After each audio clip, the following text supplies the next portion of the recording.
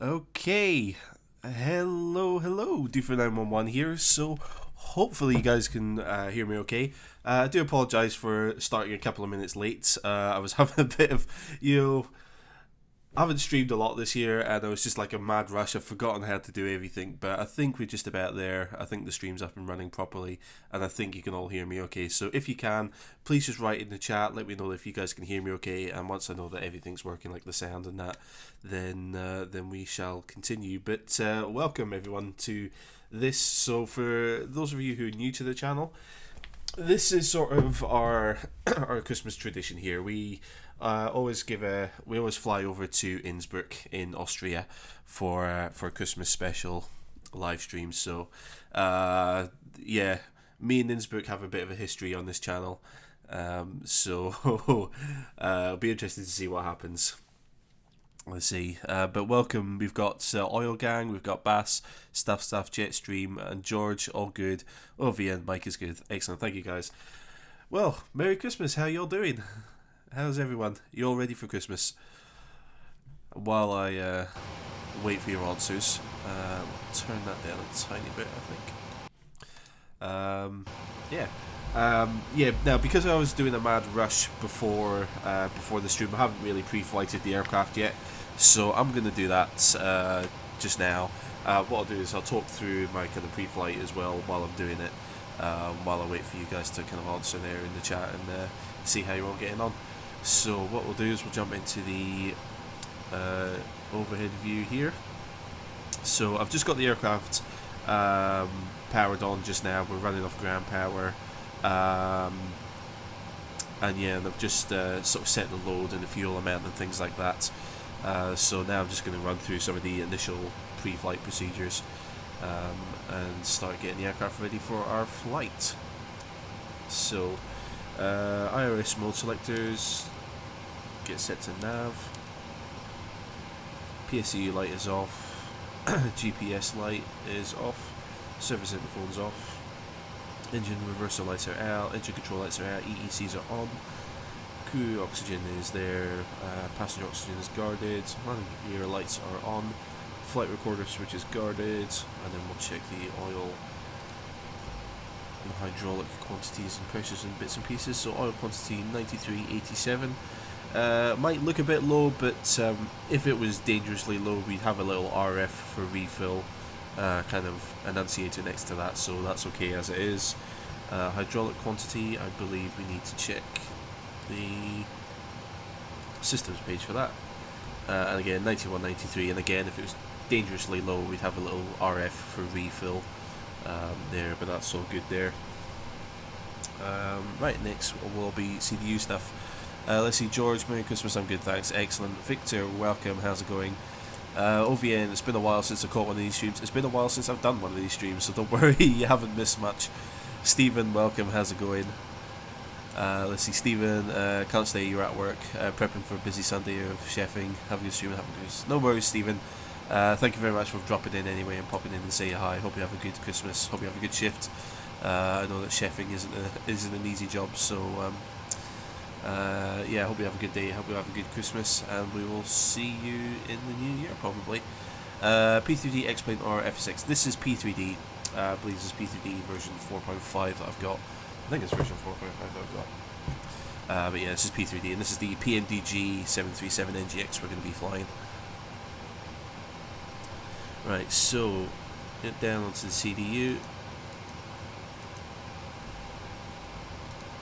So FMC, so we're going to be running off the latest AIRAC data.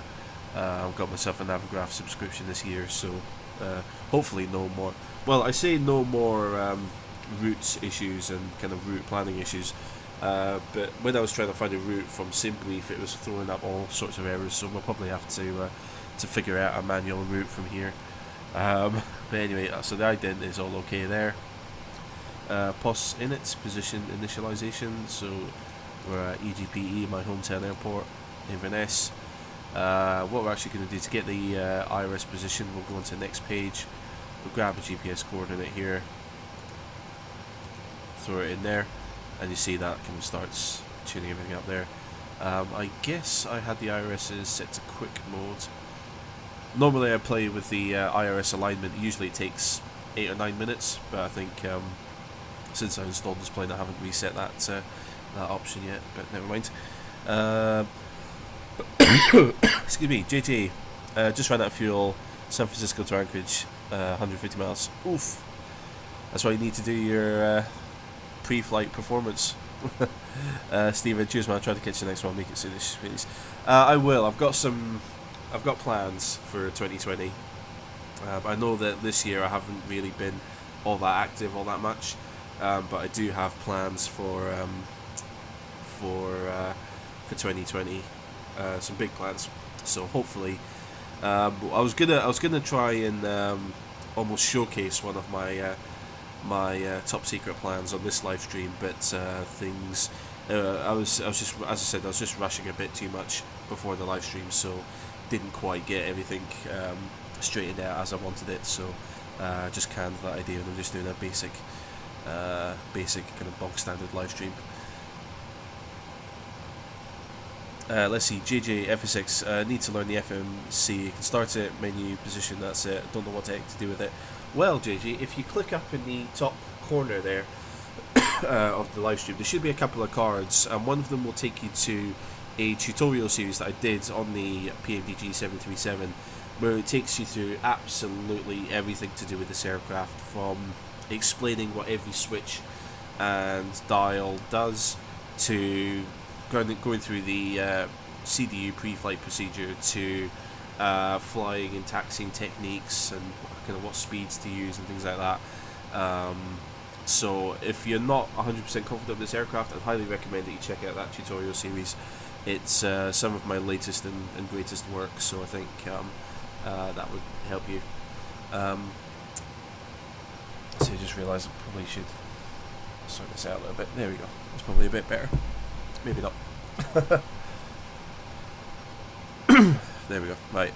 Jetstream, am I for Airbus or Boeing? I like both aircraft. I can't answer the question when people say, oh, do you prefer this one or that one? I like all different aircraft for all different reasons.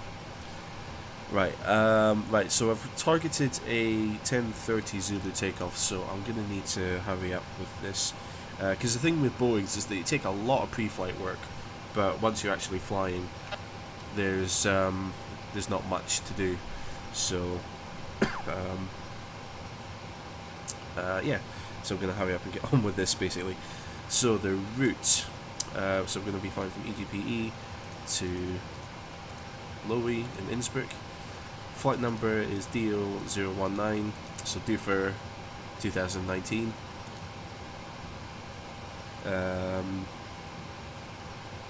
Alright.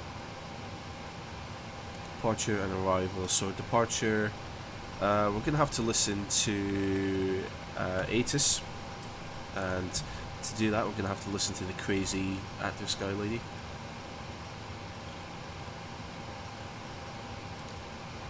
Echo, Golf, Papa, Echo, airport information, hotel 0920, Zulu, weather, wind, calm, visibility 1500, sky condition, ceiling 1000, overcast, temperature -2, dew point -2, QNH 0979, advise on initial contact, you have information, hotel.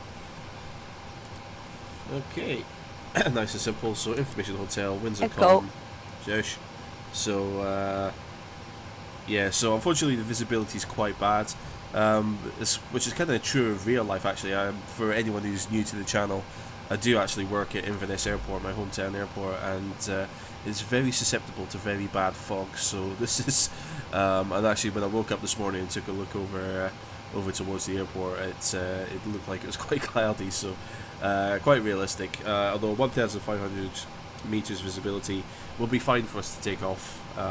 Most airlines start to get concerned about the 500-400 meter runway visibility mark, so we should be plenty fine for taking off.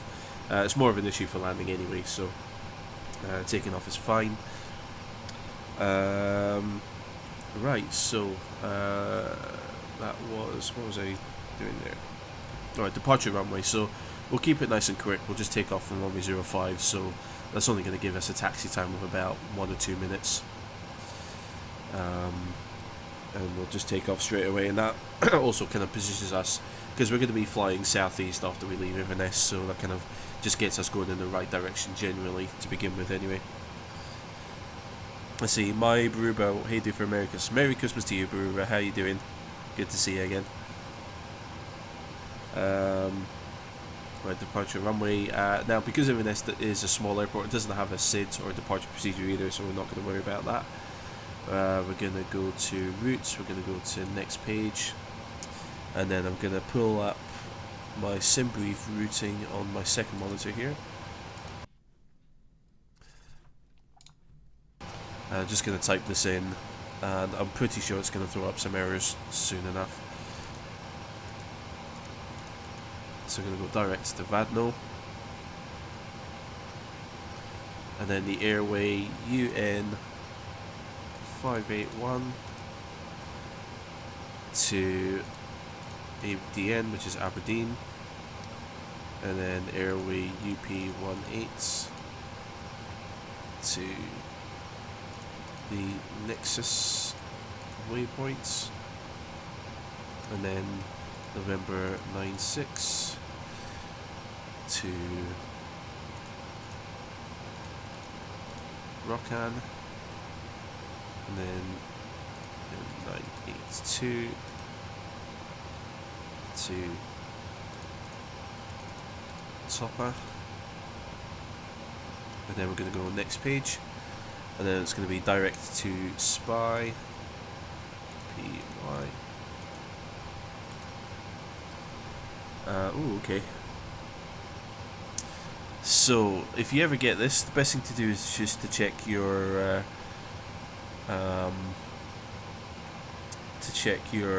flight plan there, and your flight plan will give you sort of the unique, or some of the more unique details. So, I can see on my flight plan here, it's definitely the Speerbor waypoint or nav aid here. So it's a VOR on 113.30, and we've also got the GPS coordinates on my flight plan here. So north 5232.4, yep, and then east 451.2, 451.2, yeah. So that's the top one, is the one that we want there. Scroll that back up, and then we're going direct to PAM after that, and then again we'll just make sure, we'll just confirm which is the correct one that we want. So it's north 5220.1 and east 505.5, yeah. So it's that top one there. Generally, it's going to be the top one is the closest one to the aircraft anyway. So 9 times out of 10 it'll be the top one that you need to select, but it's always good practice just to confirm with the details on your flight plan there. And then direct to Ritsu, and then UL 607, so this is the airway that we're typing in here, and then Zebix, so XEBIX, and then from there we're going to perform an arrival procedure into Lowy, so we'll sort that out later on into the flight. So that's all done there, and then we're going to activate and execute the route there. Performance, we're going to go for the 0 fuel weight, so you can just automatically calculate that. Check for takeoff on the display, we've got that. Enter the reserve fuel. Oh, that's one thing I did note down earlier. Reserve fuel is going to be £2,300. So because I'm just using the basic 737 kind of PMDG house livery, all of the fuel weights are going to be in pounds rather than kilograms, which is what's typically used in Europe. Cost index was 31, as given by SimBrief. I'm not following an airline's kind of proper procedures here.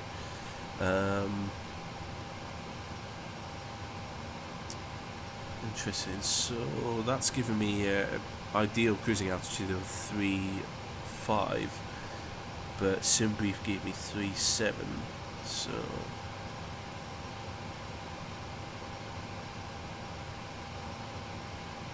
No, we're going up to 370 for the cruising altitude. Fair enough. Although as the flight progresses, that will become more appropriate anyway. Average cruising winds are going to be 237 at 24 knots. Eyes of deviation is going to be +5. Transition alt. Inverness is usually about 4,000. And then we're going to execute that data in one limit. So we'll probably try 24k D rate. I don't have any like performance calculators or anything, so I can't really do that. But usually just go for. Actually, no, we'll do a full power takeoff. Why not? It's Christmas.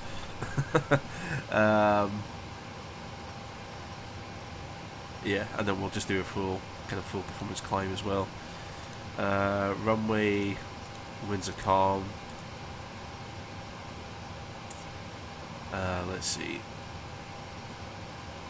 Runway slope will be 0 degrees. Because all runways in FS6 and P3D are completely flat. So do a flaps. What's the usual? It's flaps 5, isn't it?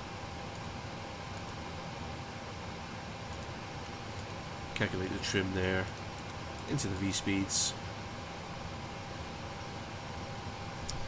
and that is everything. Yep, cool. Let me catch up on the chat here. Whoops. Let's see. Jetstream, have you passed your PPL check ride already? No, I haven't. Nope, I'm about 2/3 of the way through my PPL training at the moment. Zulu 1, hi, about to do X-Plane 11 flight in 7272 St. Martin. Very nice. Much better, much warmer. I'm more of a beach holiday kind of person as well, so I'd rather go to St. Martin than Innsbruck for Christmas, but that sounds good. Marbury, how's the job going at the airport? It's going really well. Yeah, we've had a good run into Christmas, so yeah, things are going really well at the airport. Alan, sorry I'm late. Merry Christmas to you. Looking forward to the flight. No worries, Alan. You haven't really missed anything at all, so welcome. Let's see, JJ. So we can't load our flight plan automatically, like your GPS gets loaded. Yes, you can. You can load everything automatically. I think I show that in my videos as well. But when you generate a flight plan through either SimBrief or one of the kind of flight planning softwares that are out there for flight sim, it will give you like a flight plan file that you can store in a particular folder, and then it will load into the sim. So you can generate a flight plan and then just have it load into the sim automatically. Rather than doing what I did, which was type it out manually, essentially. Let's see, Russell, welcome, how's it going? I'm doing alright, how are you?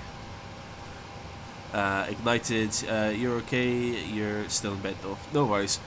Bed's not a bad place to be on the weekend, this close to Christmas, so yeah, that's no problem at all. You enjoy being in bed, you just sit back, relax and enjoy the live stream. I'll try and make it as entertaining and fun and educational and informative and interesting as I can. Right, so we're due to be leaving in 8 minutes. We're probably not going to be leaving in 8 minutes, but I'm gonna just start whacking through this. Oops, sorry. I'm just gonna start flying through this pre-flight procedure, if you're part of the pun. So, flight control panel.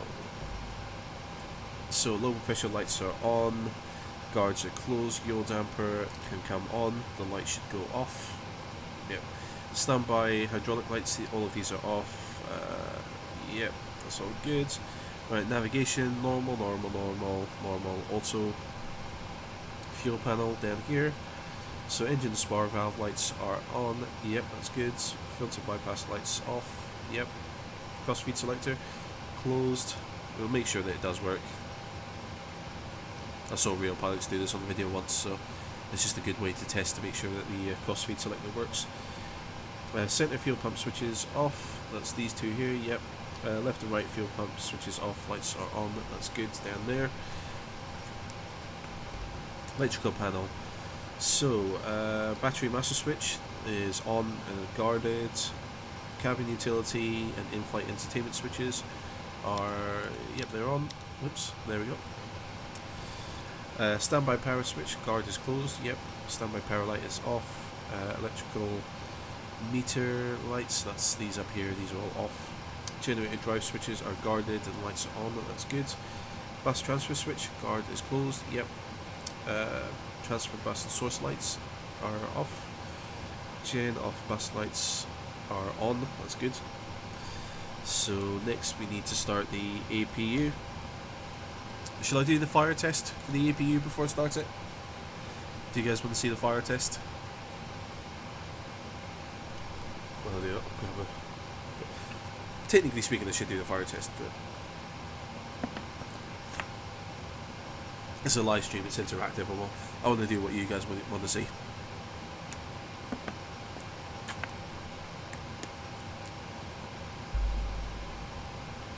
How many? Pull up my analytics. We've got 28 viewers right now. Ooh, very nice. Let's see. JJ F6. Today's the shortest daylights of the year in the Pacific Northwest. Ah, okay. I think it's. Have we already had it in Europe? No, it must be the same around the world, surely. I can never remember if it's like the late teens or the early 20s of December that the winter solstice takes place. Yes, go for it. Okay. Which view do I need? Center pencil. Here we go.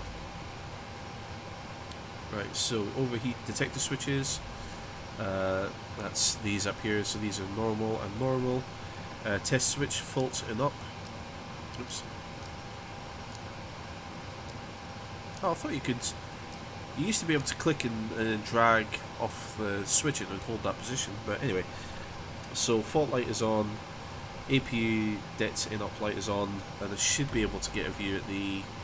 Yeah, master caution is on, overheat annunciator. So that's this here. So that's on as well. Right, excellent. So test switch, overheat and fire. Right. So fire, lights are all on, engine overheat 1, engine overheat 2, wheel well, master caution, shut up, and yeah, I don't think there's anything else we need to check there. Sorry. Yes, it is the shortest day today. Ah, okay, cool. And Russell, sweet day for flying in Inverness. Yeah, at the moment, I'm coughing too much. But yeah, it's too foggy at the airport, as we can see. Oh, this camera angle's no good for it, but yeah, it's probably too foggy to do any flying today at the airport. But hopefully it all burns off and clears up.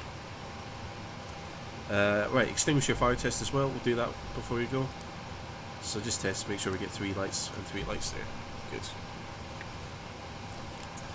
Good. Right, so now we will get the APU on. So before I do that, I'll switch back to a better view for it. So, because the APU draws fuel from the left tank, it's often good practice just to turn on the left fuel pump there. The APU does have its own fuel pump, but it can wear out quite quickly, so it's common practice just to turn on one of the main fuel tank pumps just to help supply fuel into the APU there. So the APU switch is down here, so we'll hit start. So give it a couple of seconds and we'll see low oil pressure, and we'll see the EGT start to kick up. Now we know when the APU is ready to go, because if we have APU gen selected up here, we'll see some numbers will start to pop up, which will indicate when the APU is ready to use. We'll also have this APU gen off bus light will turn on as well, which means that the APU is up to speed and ready to supply electrical power to the aircraft. So,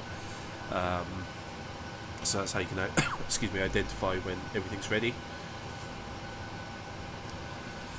JD, someone get the phone. Yeah. Hello.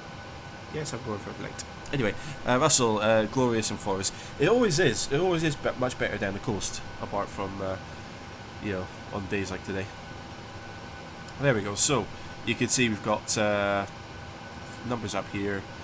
I can't remember exactly what they mean, but basically it's the AC volts and a frequency there. APU off gen off bus light is now on, and the temperatures come back down, so the APU is now stable in the tail of the aircraft there. So, APU generator switches on and on. So rather than taking power off the ground power unit, we're now taking power through the APU. Source and transfer lights are off. Emergency exit lights, those get armed now. Seatbelt signs come on. Windshield wipers keep on park. Window heat switches. These all come on. Probe heat switches, we leave those off for now. Weighing in engine anti-ice, we'll leave those off for now. We will use them for takeoff, but we'll leave them off just now. Engine hydraulic pumps. So the engine pumps are on, the electric pumps are off, all of the lights being on is okay. Onto the air conditioning now. So trim air is on, zone temps are left on auto. Ram door full open, that's good. Recirc fans are on auto, yeah. Packs come on to auto now. Isolation valve is open. Engine bleed switches are on. APU bleed switches on. Dual bleed light is on, that's fine. Pack lights, so these warning lights are all off. Pressurization, so all of these lights are off. Flight altitude, so I'm going to be cruising at flight level 370. Landing altitude, that is a good one. What's our landing altitude at Lowy? I've got Navigraph charts over here on my second monitor as well, so actually I'll put it onto the screen. Come on, get over here. So Lowy airport information, show it. So it should give us our elevation there. So 1,900, the airport elevation. So that's what we want. There we go. And make sure that the pressurization mode is set to auto. Do apologise for my coughing. I'm not sure what's. I think it's the cold air this morning, and it's kind of just getting to me. Right, lights. So landing lights all off. Runway turn-offs off. Taxi light off. APU is fine. We'll leave that. Engine start switches, auto or off, so those are off there. Ignition, left or right, usually switch it every consecutive flight. Logo light as needed, sure, why not. Position light is on steady. Anti-collision light is off. Wing lights as needed, not needed. And well lights not needed. So that's part of the pre-flight done. Now we have to do... This is just the overhead panel. Now we have to do everything in front of us. So much for a 10:30 takeoff, huh? Right, so glare shield, so let's see, barometric pressure, so the local pressure was QNH of 979 hectopascals.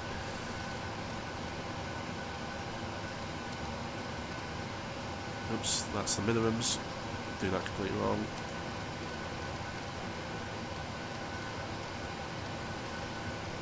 Really low barrel pressure today, which is quite strange. So 979, although that is reading incorrect, so I wonder if Active Sky got that wrong. Oh, we'll run with it for now, but cool, so 979. VR IDF switches not needed, mode selector is on map. Range is 10 nautical miles, traffic. So we're not going to be flying online, we're not going to be using VATSIM or anything like that, so it's not going to be a massive concern there. Right, flight director, so left and then right. Bank angle selector as needed. I'll leave it on 30. Autopilot disengage bar is up. Oxygen mask, I think we can test. Yep, all good. Clock is correct, matches real world time.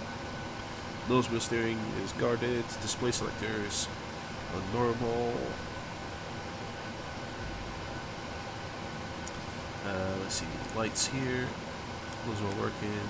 Those are all working. Master light switch.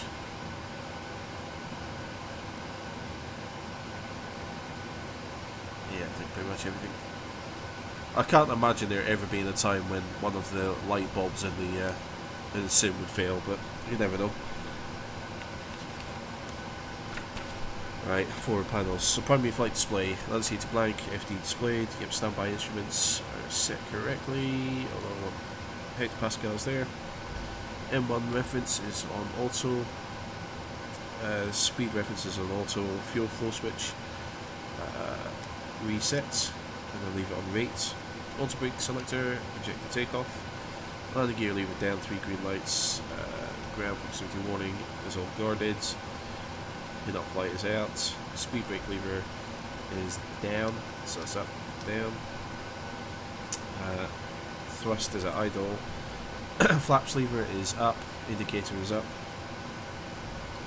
Parking brake on, engine start levers are off, stabilizer cutouts are in the normal position. Radios, again we're not going to be using them all that much. MCP course, not going to be really using them at all, so we're not going to worry about that too much. Audio control panel, again, not worry about it. Cargo fire panel, why not? We'll give that a test as well.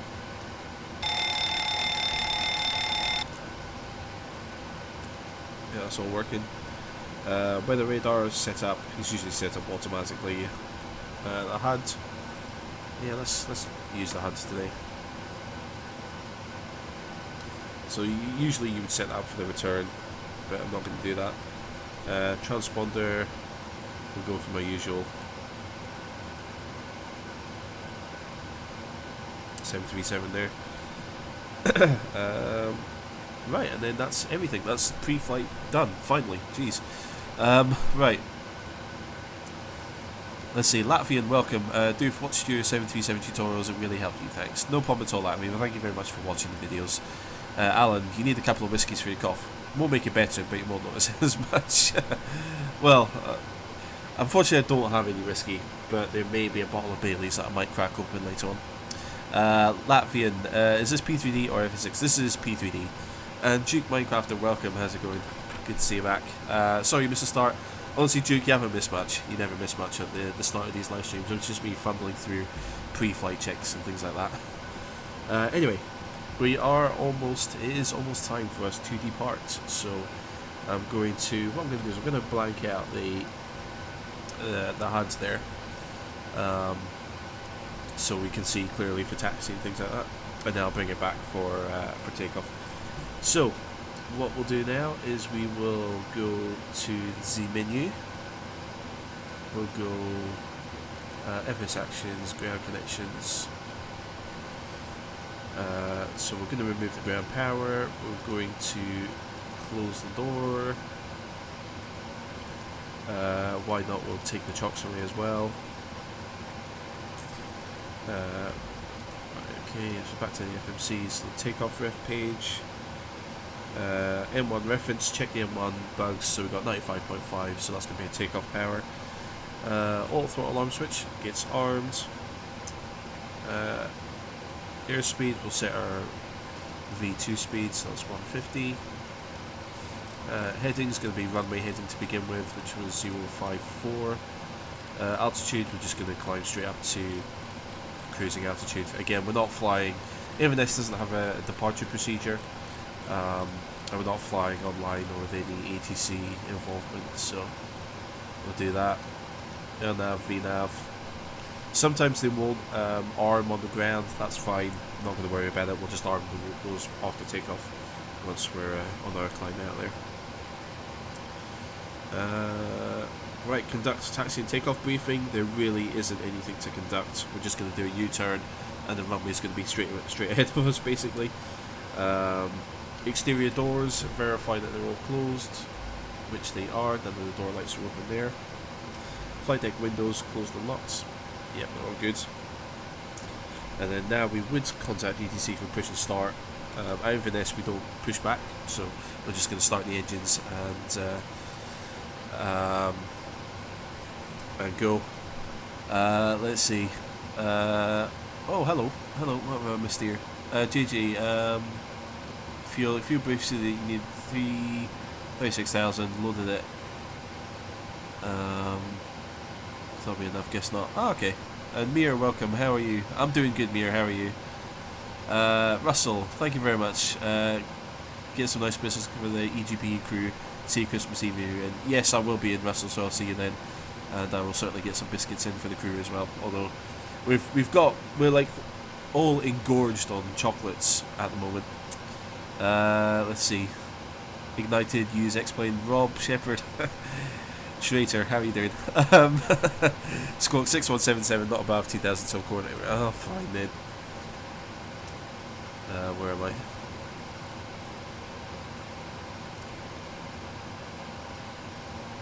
For anyone who doesn't know, Rob Shepherd is one of my colleagues, so so he's going to be giving me. I guess he's going to be acting as ATC for the live stream. Thank you very much. You said you might be watching, and it turns out you are. Yeah, tell Sam if this is a trip down memory lane for him, sitting in here. Mir, is this the PMTG version? Yes, it is. JJ, I missed. What is this? 737-800. This one is. Let's see. Right. So we're not going to push back.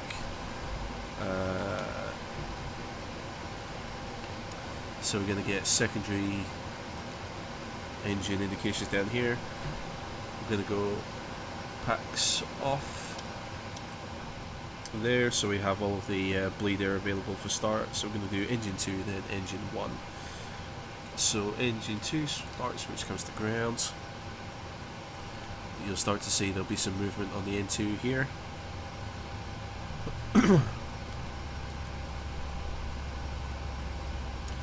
it's at 25% on the N2 here. That's when we move our cutoff switch. I'll do it about there. You see we start getting a bit of fuel flow here. And as that gets introduced into the engine then starts accelerating up to its idle speed. Let's see, Duke, how's your PPL going? It's going alright. I haven't got as much flying in towards the end of the year as I wanted to, due to sort of just weather and things that happen. So yeah, unfortunately, I'm not as far ahead as I wanted to be. I actually wanted to have my PPL done by now, but yeah, a few cancellations due to weather and that, and it's delayed my plans. But I'm about 2/3 of the way through now. It's all going really well. I've passed 6 of the 9 theory exams first time, so I shouldn't really complain.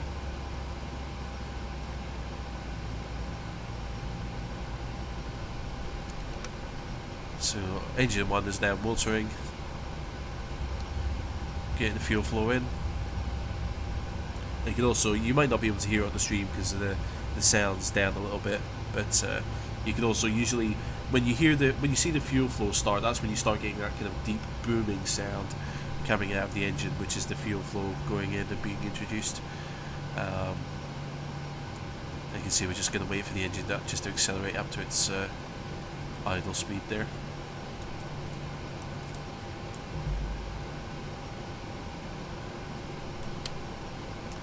And you can hear the click there. So that was the starter switch, basically automatically popping back to the off position there. Okay, so the engines are now running and they should be stabilized. So it's a good kind of mnemonic, I guess, is 246. So we should have about 20% on M1, about 400. But although because the air is quite cold, with the exhaust gas temperature is quite low. And then about 60 on the N2 there. So exhaust gas temperature, again, it's normally on a normal kind of day, it's usually about 400, but because it's freezing cold air today, it's a bit lower. And as I said before, we will be using anti-ice for the takeoff because we are pretty much sat in freezing fog at the moment, and that would be bad. So, whoops, not that. That's not what I wanted. I wanted. Lower overhead. So generators 1 and 2 come on. Pro P switches now come on. Wing and engine anti-ice as needed. Where's the anti-ice again? Yep. Going to turn all that on. Packs come back to auto. Isolation valve also goes to auto. APU bleed air switch goes off. APU itself goes off. Engine start switches go on to continuous. Engine thrust levers on idle. So make sure they'll sit on idle. Flaps go to position 5. Flight controls. So do we have it on the system page here? Yes, we do. So test the flight controls. So we've got backwards, forwards, left, right, other.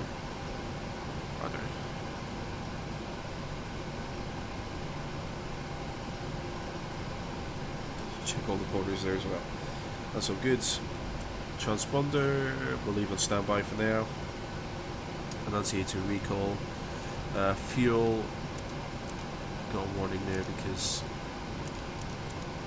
I didn't turn on the fuel pumps. Oops. Well, the fuel pumps are now all switched on. Hydraulics, I didn't turn on the hydraulics either. Wow, I completely messed that up. I obviously missed a big step. But the engine starts just fine somehow. Oops. It's okay. This is why we have checklists. Oops. I hope my instructor's not watching now. Let's see. Minty, is the FPS on P3D better compared to FSX? I found that it was. I found that the performance was a bit smoother on P3D than FSX. Minty, Electric 1 and 2 should have been on for the walk around. Yeah, but you can't really do a walk around in the sim, so never mind. But yeah, I very clearly missed a big chunk of the before engine start there. Yeah, things like the anti-collision light as well I missed. That was bad. Okay. Elevator trim, yep. Missed the trim as well. So we're at 487.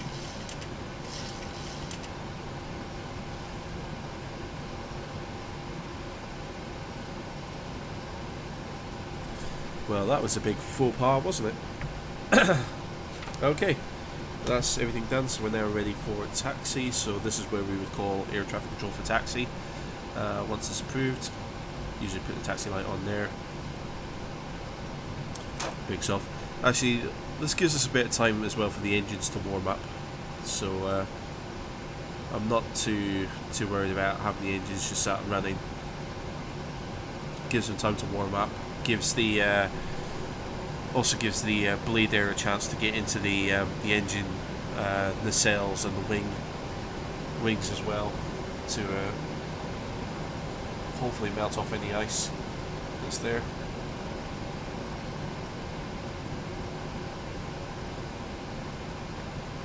He says, trying to make it sound like he knows what he's talking about after he just messed up the engine start and the turnaround.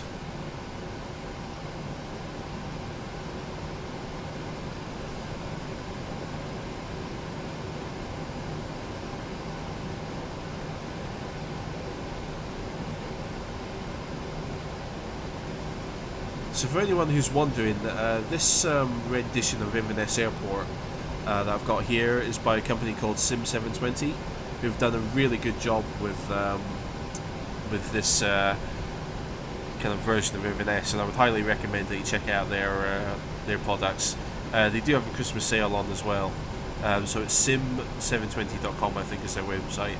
So SIM and then numbers 720.com. Russell, what FPS am I getting? It's usually hovering between 30 and 45, somewhere in that kind of that range. I don't have everything maxed out though on my settings, but actually I could probably bring it up, can I? Yeah, so that's about 40-45 FPS at the moment. Right, so that's us at the runway already. So where the radar comes on,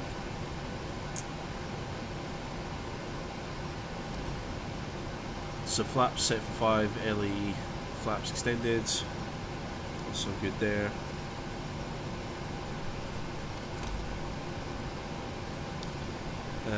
So at this point we will contact ATC for takeoff clearance. We would pretend that we've got it.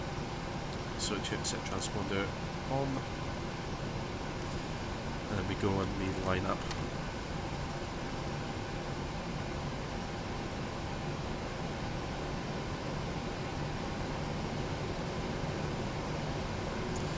Leo Gaming, welcome, how's it going? Good to see you there.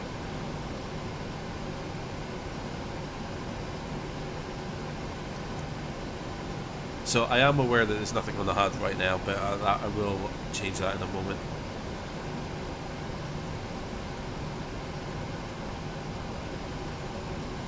So this is us just now taxiing onto runway 05 at Inverness. We're only 20 minutes late, so still doing better than EasyJet, I would say.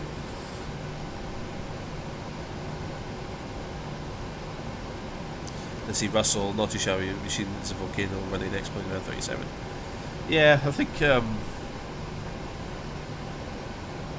yeah, well, as JJ said, P3D was, like, on the old FSX Steam Edition, I was kind of averaging about 30 and dropping, you know, below that, so, so yeah, on the newer sims, the performance is a bit better. So very ominous lineup that we have here.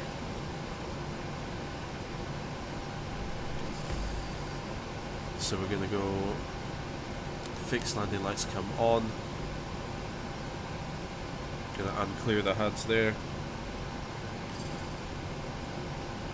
Okay, according to that, it's a really bad lineup, but never mind, we'll sort that out in a minute. Yep, and I think we're ready to go. Next gamer, is there ATC or not? No ATC. Let's see, Leo Gaming did a flight from Road to Innsbruck yesterday, clouds are really low, it's hard to land. That's why we do it. Joaku, graphics card. Which graphics card is good for running P3D? Anything from like a 7 series up, I would say. A 700 series. Google user, remember your F6 tutorials for the 320, got me to flight sim after 6. Excellent, thank you very much for watching them. Right, we're ready to go, so bring the power up to about 40. Straighten it up and then we'll hit Toga there.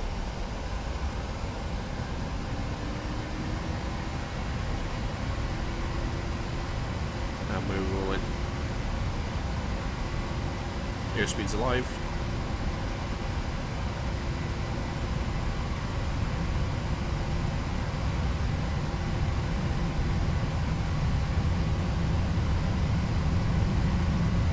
There's the intersection.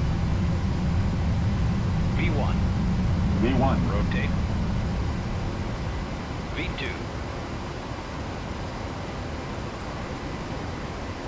Positive rate. Gear coming up.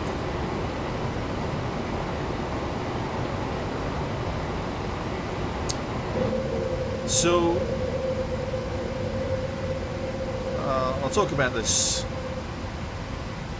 Actually, no, I'll talk about this now. So you'll see on the HUD right in the centre, there's two little circles. One's got what look like a pair of legs, the other is just a smaller circle. So the smaller circle is actually the flight director. So that's telling me where I should be. And the one with the legs is my flight path vector, so that's my actual sort of direction through the air there. Okay, I'll turn the autopilot on so I can kind of concentrate and talk. So the autopilot's now on. Taxi light comes off. Keep an eye on the speed there, so we're passing number 1.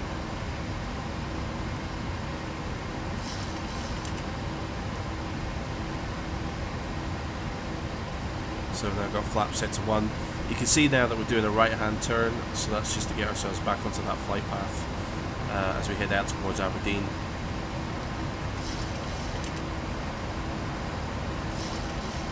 Auto brakes come off, and the gear lever goes to off.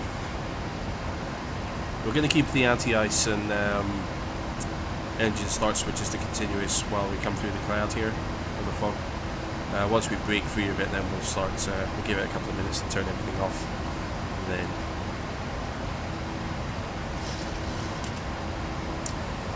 Let's see, Duke. Am I going to get the new Microsoft Flight Sim when it comes out? Absolutely, yes. Welcome.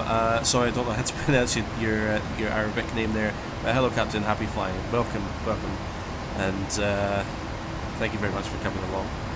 Let's see, Jason. Good morning from Detroit. Hello. Merry Christmas, Captain. Merry Christmas to you too, Jason. How are you getting on? Let's see, Russell. Hardcore IMC. Yep, that's freezing fog for you.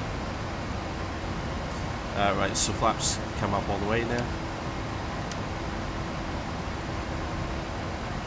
So we're past the up kind of bug on the speed tape there, so the flaps can come up all the way. And Eliator, welcome. Good night from New Zealand. Good night to you. Good evening. Good night. Good early morning, whatever time it is out there. Thank you very much for coming along and staying up to watch. Right, so now we would normally do the after takeoff checklist. I don't have it here, but make sure everything's working, like the packs are still on, pressurization is changing.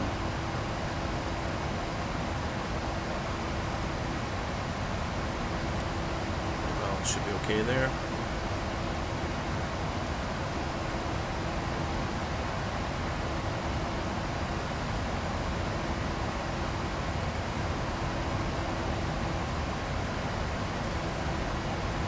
Let's see, Leo Gaming, how long is flight time today? Flight time is 2 hours and 5 minutes, so hopefully in about 2 hours time we should be landing at Innsbruck.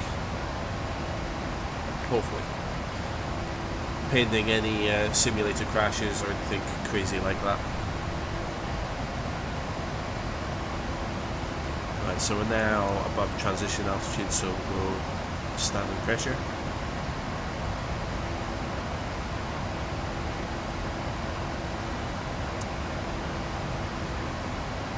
Let's see. Center legs page there. Whoa, okay.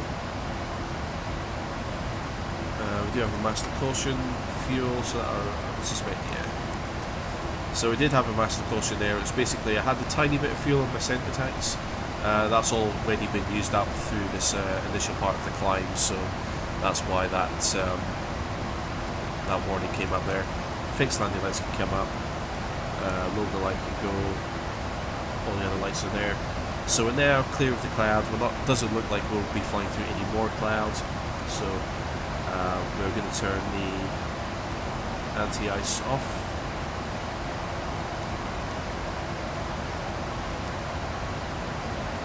I thought my wing anti-ice was on there. I'll turn that on for a short period. The engine.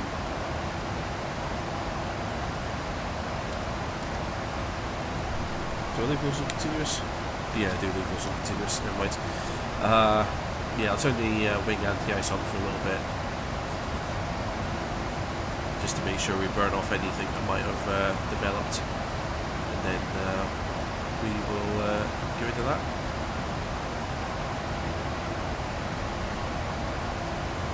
Let's see. Russell, sorry you missed. What are you flying? I'm flying the PMDG 737-800. So we're going to be flying from Inverness down to Innsbruck in Austria. Badr, welcome. How's it going? Greetings from Rockwood. Greetings from Scotland. How's it going? Nice to see your videos again. Yeah, I haven't really been active this year, but I do have intention and plans for next year to work on a few things. So hopefully next year I'll be a lot more active. And get a lot more videos up on the channel.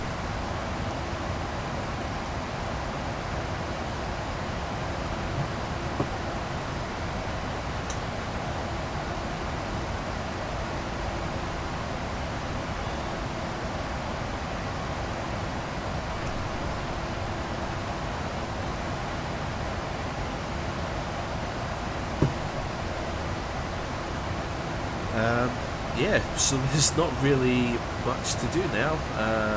We'll simplify the engine display there. But yeah, basically the autopilot's going to be in control of the flight now for most of the way. As I said, we're not flying online, we're not flying, so there's no aircraft control, there's no VATSIM, there's no other aircraft that we're going to bump into or anything. So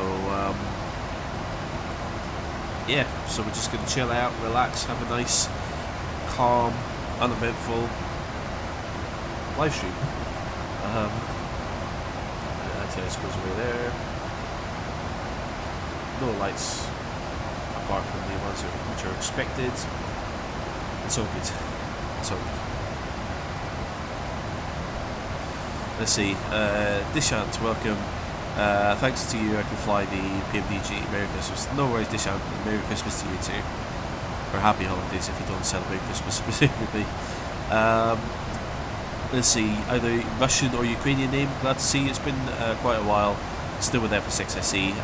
No, this is P3D that I'm flying with today.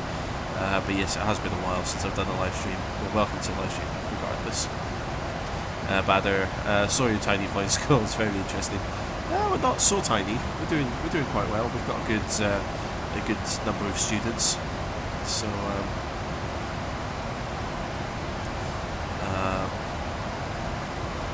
yeah, we're doing all right.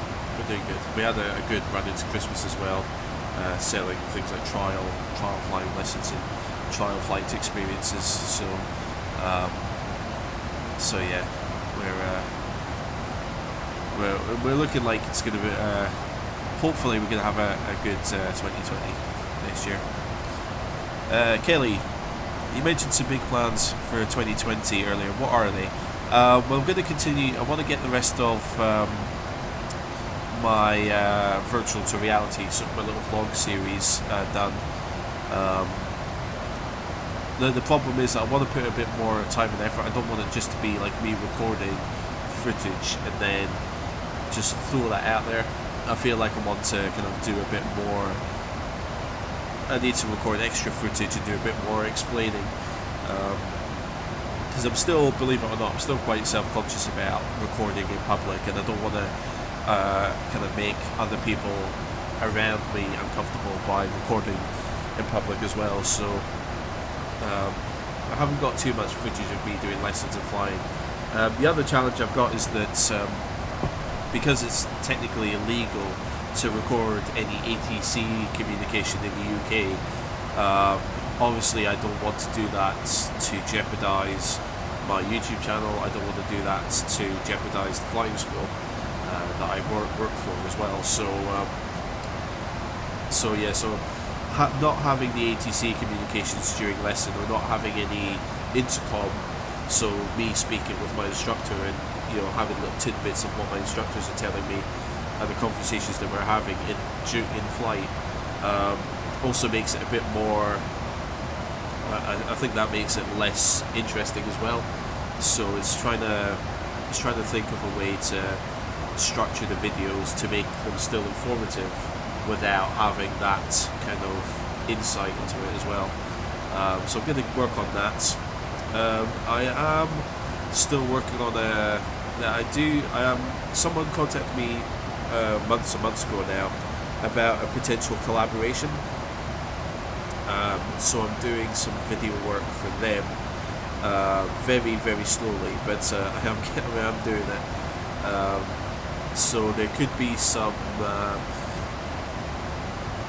an interesting collaboration on the horizon as well, which will hopefully accelerate next year. Again, I've been quite busy this year with work and doing my PBL studies. Hence the reason why I haven't had many videos on my channel. So hopefully that will happen next year once I get my PBL studies kind of done. And there's a few other things. I want to do like another big add-on aircraft. Like I've been eyeballing the PMDG 777. I want to do like a big tutorial kind of series for that. Also same for the 747. I want to do something like that.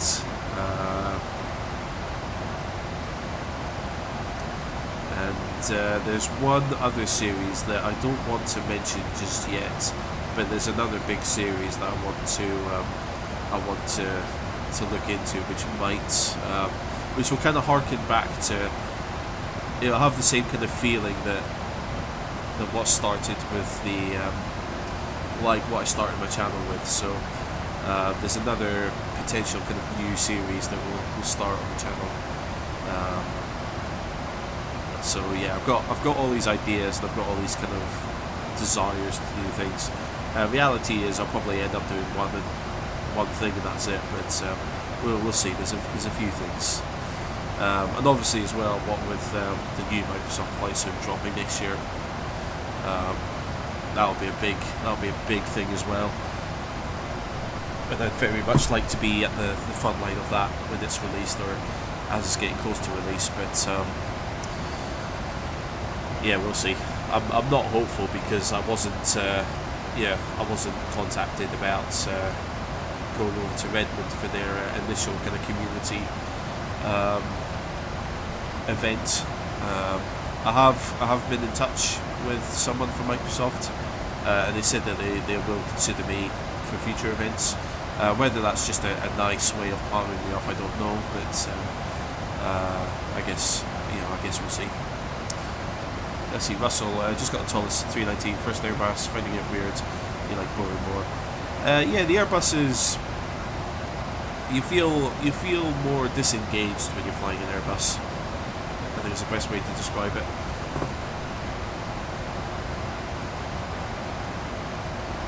Let's see, Aviation, welcome. Merry Christmas, Captain. Merry Christmas to you too, Aviation. Let's see, Russell Campbell, shared cockpit. Potentially, I might do a shared cockpit. I do know a couple of the guys at the flying school have sims as well, so we could do sort of shared cockpit flight and mimic a real world flight that way. That's an option, yeah. Let's see, Banner. Unfortunately the Max will never fly again, but I still love boring. Feels more original. A lot of switches on the Airbus or Auto. Yeah, that's the thing. The Airbus kind of does a lot of the flying for you, whereas with a Boeing you still feel more involved with flying, and I think that's the key difference between them. Not saying it's either aircraft makes it worse. Airbuses are remarkably safe aircraft.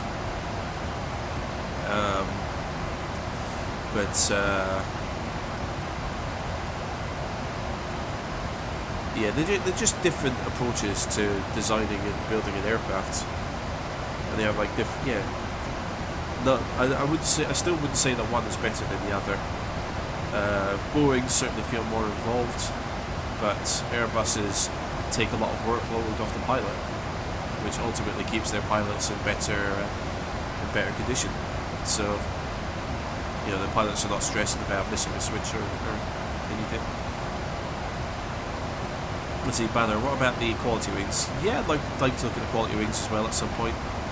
I don't have it currently, but yeah, I've got all of these different aircraft, and I haven't really put serious time into learning them or flying them yet. So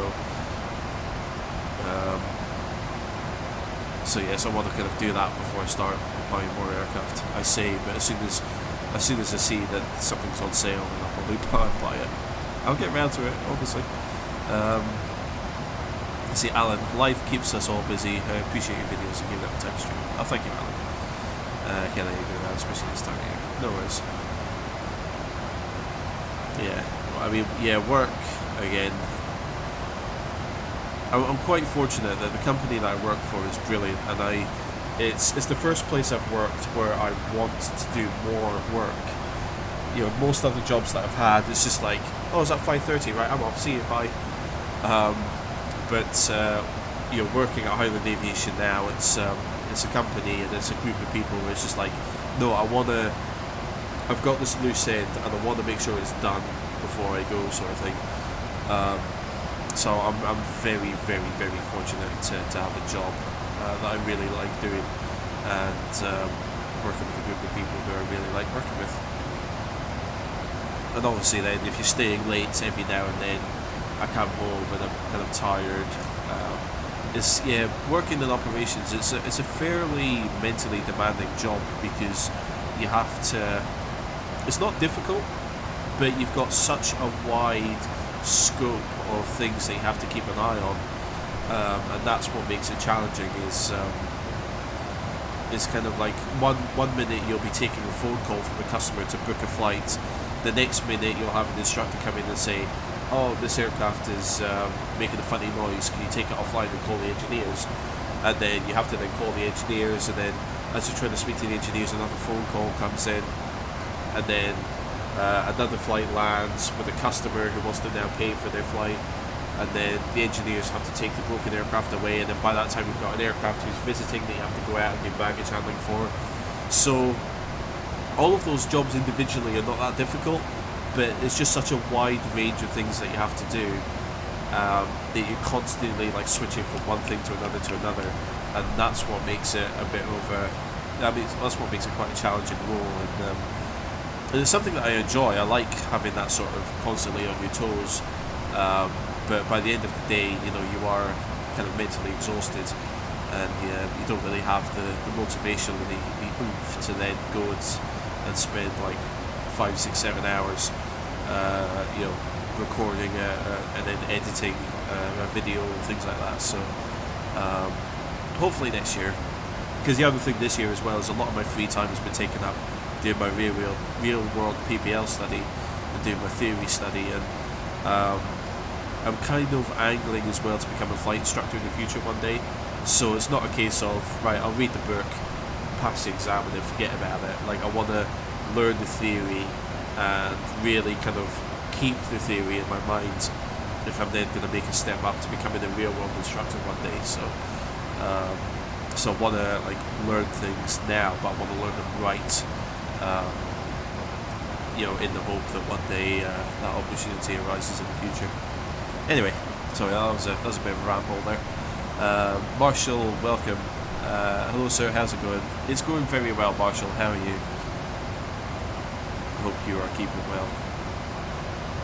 Phelan Smith, Merry Christmas to you, Phelan. Hope you're doing well. Let's see, Marco, hi mate, hope you're doing well. Can you tell me, is there a serious A380 add-on equal to the PMDG Boeing aircraft? Not that I know of. I think that's the one thing that's really missing from Flight Sim at the moment, is a really good, high quality, detailed A380 add-on.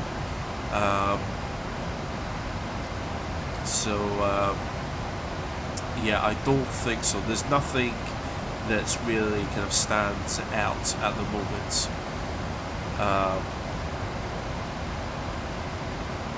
That I'm aware of. So maybe next year there will be, but at the moment I don't think there's anything. Let's see.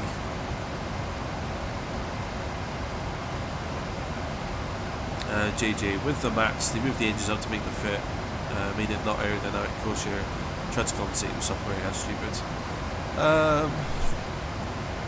And then Marshall, MCAS wasn't the problem, Alpha Vane and Peter Stupid faulty. Yeah, I think the other thing as well was there were several failures. With that. And the other one as well is that pilots weren't really made aware of the new system as well. And probably, weren't aware of the risks of runaway trim, which is what ultimately caused the accidents. So yeah, the pilots weren't equipped to deal with it, and it's one of the worst kind of emergencies that you can. Well, I can imagine it's one of the worst types of emergency that a pilot has to deal with as well. Is aircraft control issues. Like say for example, right now, if an engine caught fire, it's fine because the airplane still flies. It's still, when I pull back on the controls, the nose goes up. When I turn it left, the rings are all left. The aircraft does what I expect it to do. But when you have something like runaway trim, where you're making control inputs and the plane is not reacting how you expect to control inputs, that's a horrific situation.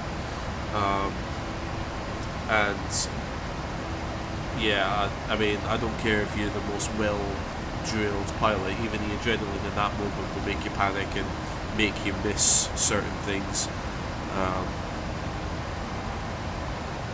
So yeah, I think pilots maybe not being completely ready to handle the emergency as well was an issue.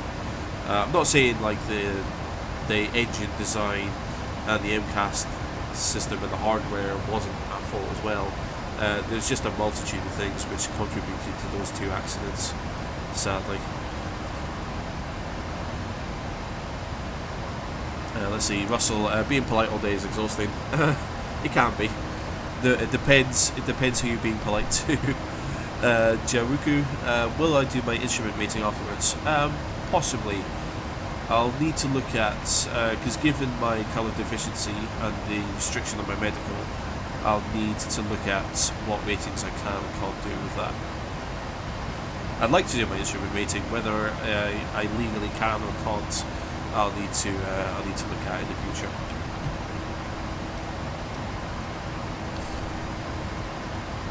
Marshall, Duffer, can you change the standard nav panel in the NGXU to MMR? I don't know, I don't have the NGXU, I'm afraid.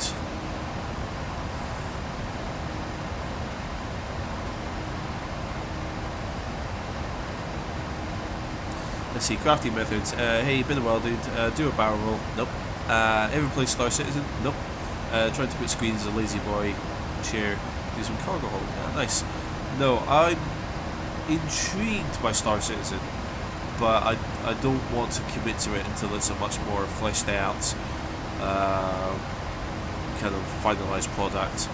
I've played Elite Dangerous a fair bit, which is, I guess, is kind of similar. But yeah, Star Citizen, I like the idea of it. I just want to see it developed a lot more before I kind of commit to put money into the game.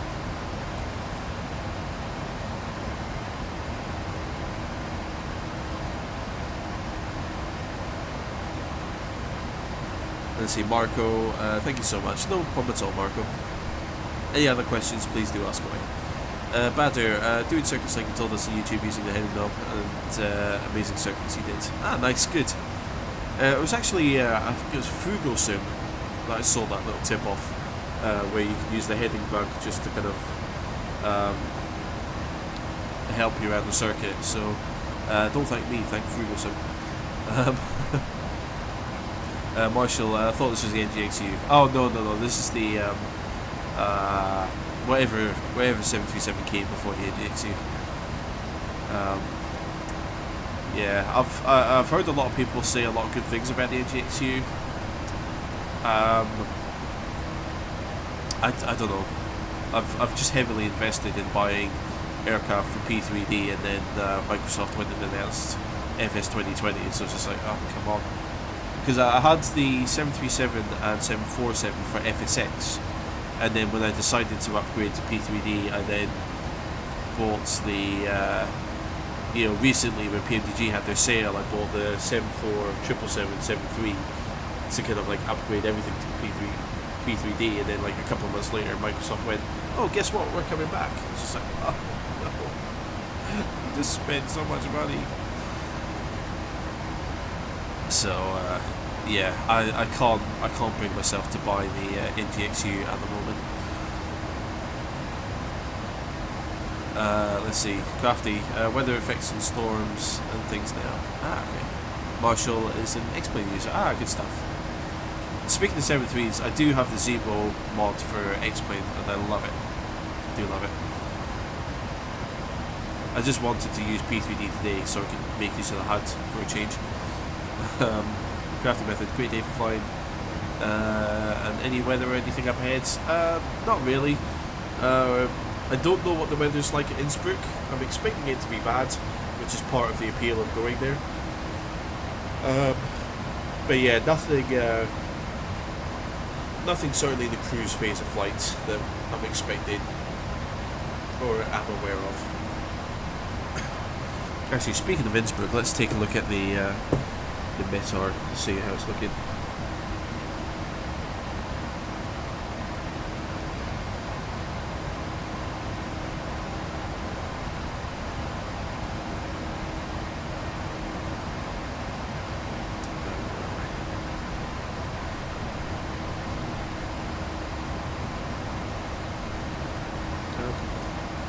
vehicle's not behaving itself.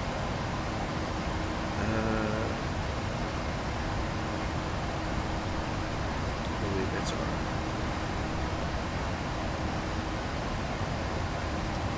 Okay, so what do we have?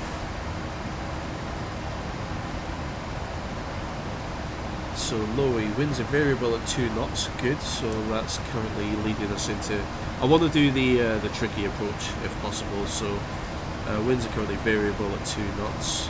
Visibility is perfect though, so that's fine. Few clouds at 700 feet.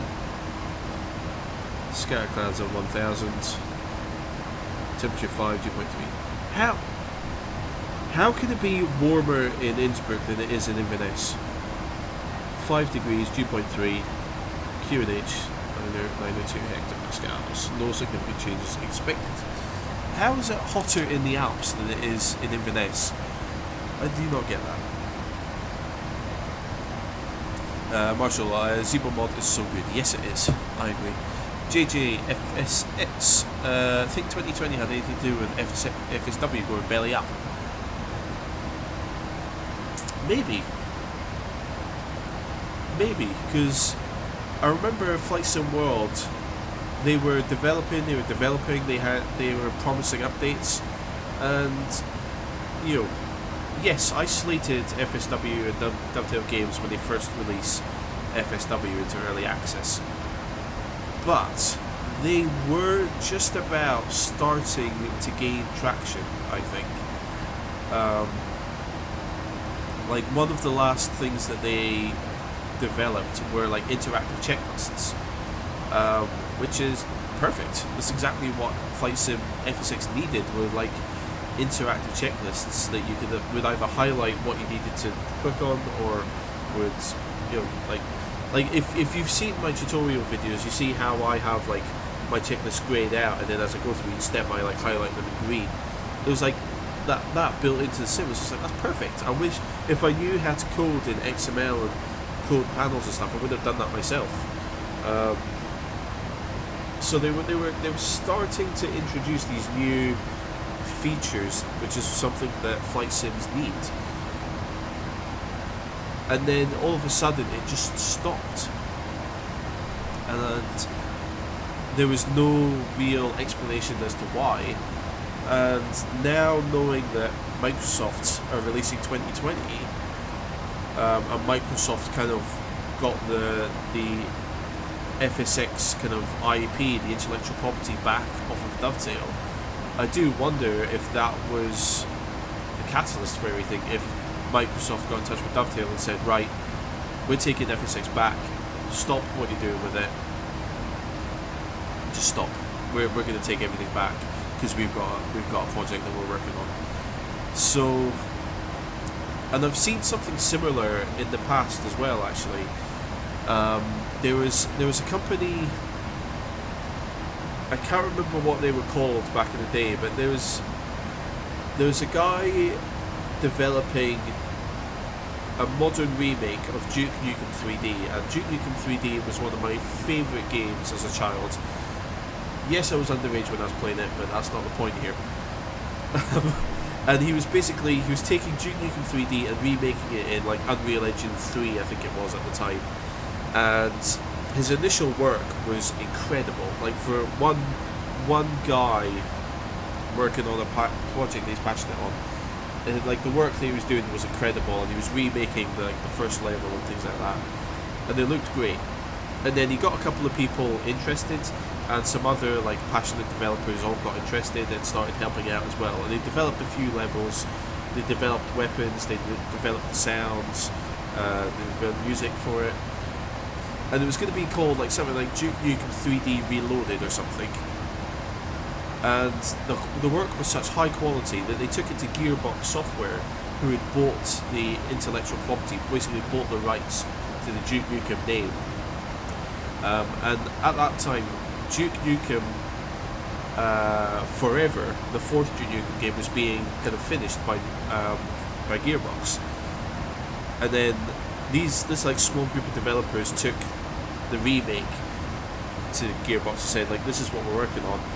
can we get your support? Can we get your blessing to continue with this project and publish it? And initially Gearbox said yes, and then all of a sudden these developers got shut down and said Gearbox have told us we can't do any more work on the project, or we can't release the project.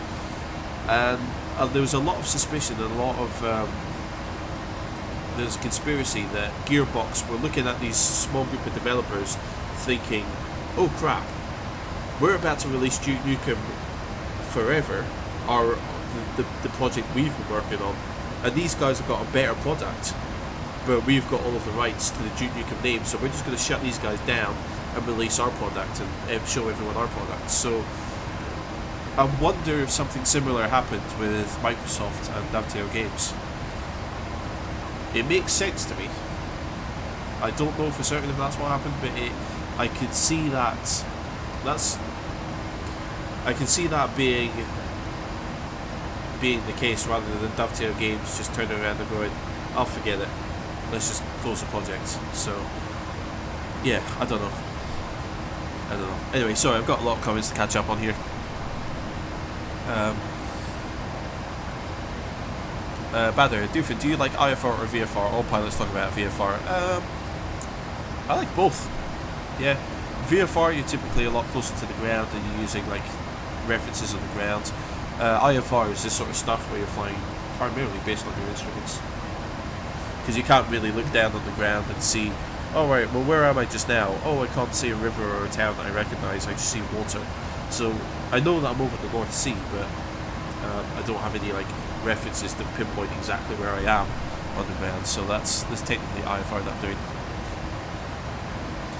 Let's see, Zebra was also a bit, has a HUD, I believe. Oh, does it? Oh, okay, I mean, I haven't updated it in forever, so probably the developers probably have put a HUD into it that I wasn't aware of.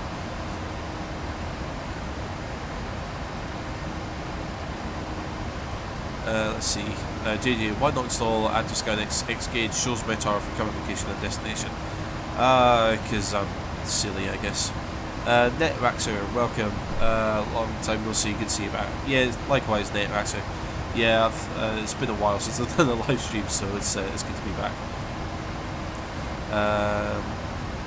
Russell, can you recommend Anti-Sky for X-Plane 11? I don't have it myself. I don't have many add-ons for X-Plane 11. So I can't recommend it because I've not used it and I've not seen it myself. And I wouldn't want to recommend something that I've not seen myself.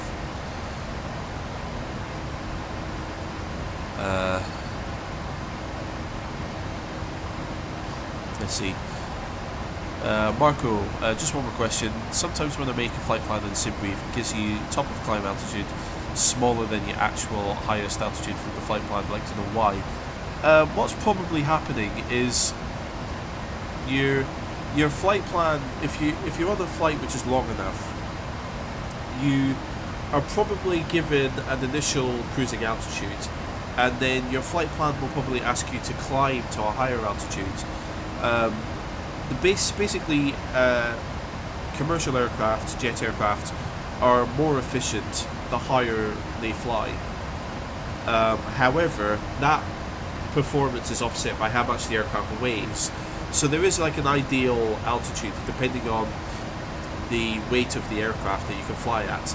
Now, as a flight continues and you burn fuel, you're losing weight in the aircraft, which means that you can then climb to a higher altitude to keep the efficiency of the aircraft high, and the efficiency of the fuel burn higher, is better as well. So what's probably happening is you're probably, if you're on a longer flight, you're probably given an initial cruising altitude, and then the cruising altitude that is giving you later on is probably telling you that you start off at, like, say 33,000 feet, and then you can climb up to 35,000 feet later on in the flight. That might be what's going on there. That sounds like what's going on, but I could be wrong, but it sounds like that's what it is. Let's see. Russell, all airline flights are IFR regardless of weather. Yes. The other thing as well that affects IFR flights is which types of airspace you're flying into. For example, if you're flying into Class A airspace, only IFR flights are allowed in Class A airspace. Horizon, welcome. Hello. Misty streams so much, man. I'm sorry. Real life keeps me busy, you know.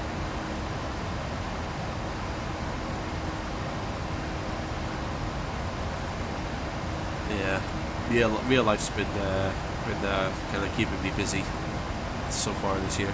But I couldn't miss my my Christmas live stream. I could not have a Christmas live stream. Let's see, JJ, yes, suspicious thought showed after FSW went belly up in 2020 gets announced. Yeah, and what I find interesting as well is that they went to a completely different development studio as well. So rather than pouring resources into Dovetail Games to help Dovetail develop the sim, they switched all the production of the game or the sim over to Asobo Studios, which was intriguing. You see, Alan, would love to see a new Duke Nukem. Me too. As I said, this small team, I think they were in Sweden, or the guy that was leading the team was based in Sweden. As I said, the initial, if you go and look it up, I mean, it still looks good today. I think it was Duke Nukem Reloaded or Duke Nukem 3D Reloaded. Was really good. It was looking, and it was like I was even like an early backer, it was in a Kickstarter type thing, and it was one of the very few things that I've ever supported as like a Kickstarter project. I think it might be the only thing I've ever supported as a Kickstarter. So yeah, it's a real shame that they got shut down by Gearbox. And Duke, Minecraft is back. Welcome back. Marshall, you can change all the settings in the tablet and Zebo. The HUD is in there. Oh, okay. I still think I've got a very old version because I know that it's being updated quite regularly. So I suspect that the version that I do have, I explain, doesn't have the HUD in it anyway. But yeah. Duke, will there be another virtual to reality? Yes. Yeah, I've got a few videos to do in the virtual to reality series. I do have like footage recorded. I just need to put it all together, basically. Marco, thanks for all the details. In that case, usually ignore topic climb and go for the highest altitudes, and there's no problem at all. No worries. Well, the other thing you've got to be careful of if you go for the highest altitudes is it makes it more dangerous to the aircraft, and it's kind of what I've got here just now. So if I go to who's here, so okay, so you can see here my optimum flight level at the moment is flight level 359. Okay, let's call it 360, but I'm actually cruising at flight level 370. Now the aircraft is cruising along quite happily here, and it usually, if it's not that big of a difference, it's not a problem, because as the fuel burns off, the optimum flight altitude will progress from flight level 360 to 361, 362. So the optimum flight level is always going to be moving towards flight level 370. What the danger is, if you're not at your optimum, if you're above your optimum flight level, is that you have a much narrower window of airspeed that you can fly at before the aircraft stalls, essentially. So that's one thing that you need to be careful. Generally, in normal day-to-day flying, it's not going to be a problem, but it's something you need to be aware of, is if you are above your optimum altitude, your optimum cruising altitude, the kind of the window of safe operating speed that you have is usually much less. So so yes, you need to be aware of that. Yasser, hello from Qatar, hello from Scotland, how's it going, Yasser? Welcome to the live stream. Leo Gaming Pie, what are the best routes to fly? Whatever you're most interested in, whatever airports you want to fly to, whatever airlines you like, follow their routes, follow their airports. Yeah, it's probably whatever appeals to you the most is the best route to fly. Elliot, have I ever played Kerbal Space Program? Yes, there was a little while that I was trying to seriously get into it. But yeah, I have played it. I'm no good at it, but I have played it.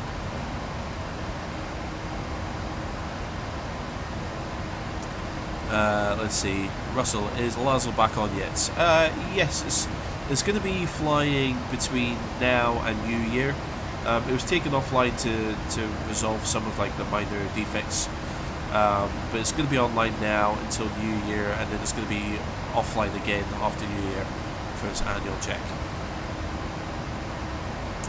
Zulu 1, do you remember Crafty Boy? That's your old YouTube account. Yes, I do remember you. How's it going, Crafty Boy Zulu? Crafty Boy Zach Zulu. I'm just going to call you Crafty Boy Zach Zulu. Woody, hello from Singapore, hello from Scotland. How's it going, Woody? Thank you very much for coming along.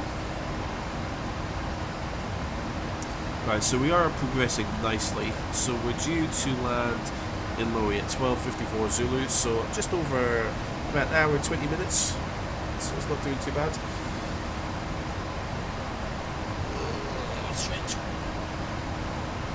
And what I might do as well, one, I need to go to the toilet, so I'm going to do that. But I might treat myself to a little beverage on a Sunday morning as well. Can't question my authenticity as a Scotsman having a beverage on a Sunday morning. So I'm going to be back shortly, just a couple of minutes. Try not to miss me too much. I will leave the aircraft in your capable hands. Don't touch anything. And yeah, I will be back in about 69 seconds maybe. But yeah, just chat amongst yourselves, and I'll be back in a minute.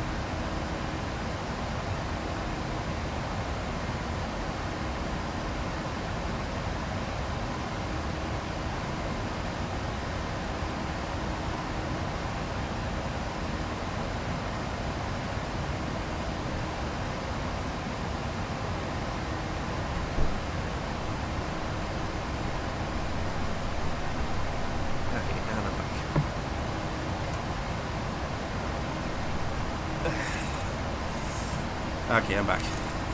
And everything looks like it's still okay, so thank you very much for not crashing my plane. Let's have a look, Russell, beer, not exactly beer.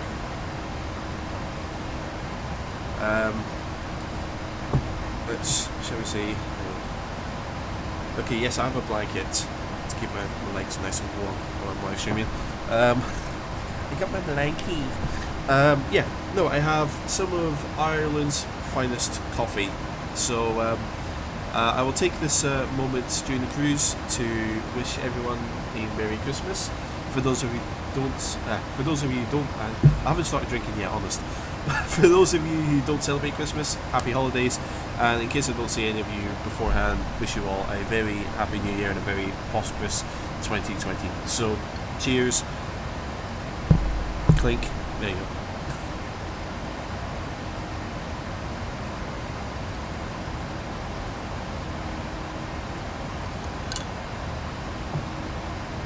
Right. Good. Wow. Leo Gaming, what got you into aviation? I don't know, it's just always been something I've been passionate about. I don't think there was any one event that kind of inspired me. It's just always something that I've been fascinated by.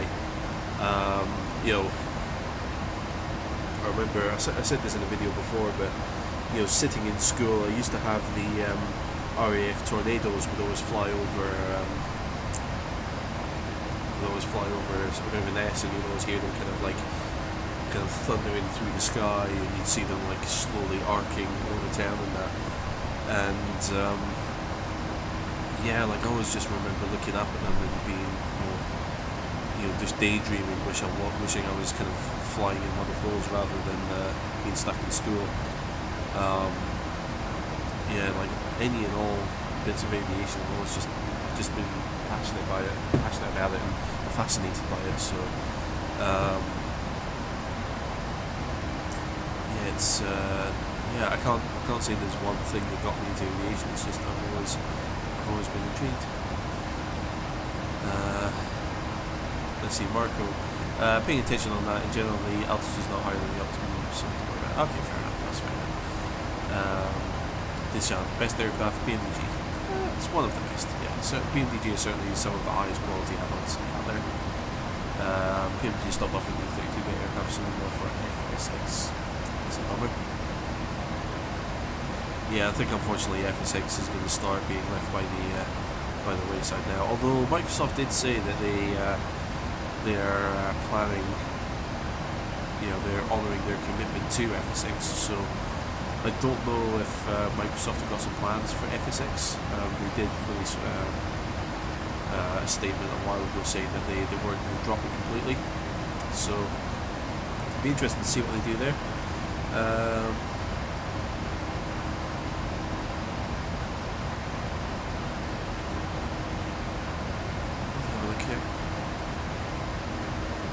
Hassan, welcome. How's it going? Good to see you in the chat there. Let's see, distance. Is it true that prepared uses more GPU than FSX? Probably. FSX was always a very CPU heavy piece of software, and I think prepared they have resolved some of the performance things. So the things that would typically, so back in FSX, the things that would typically be processed by a GPU were still being done by the CPU.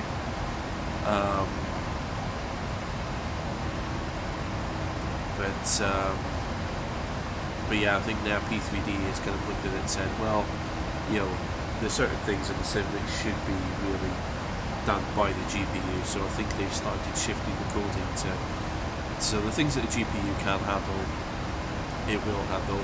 I would imagine it's still a very CPU intensive program, being a simulator. There's a lot of calculations that need to be done, but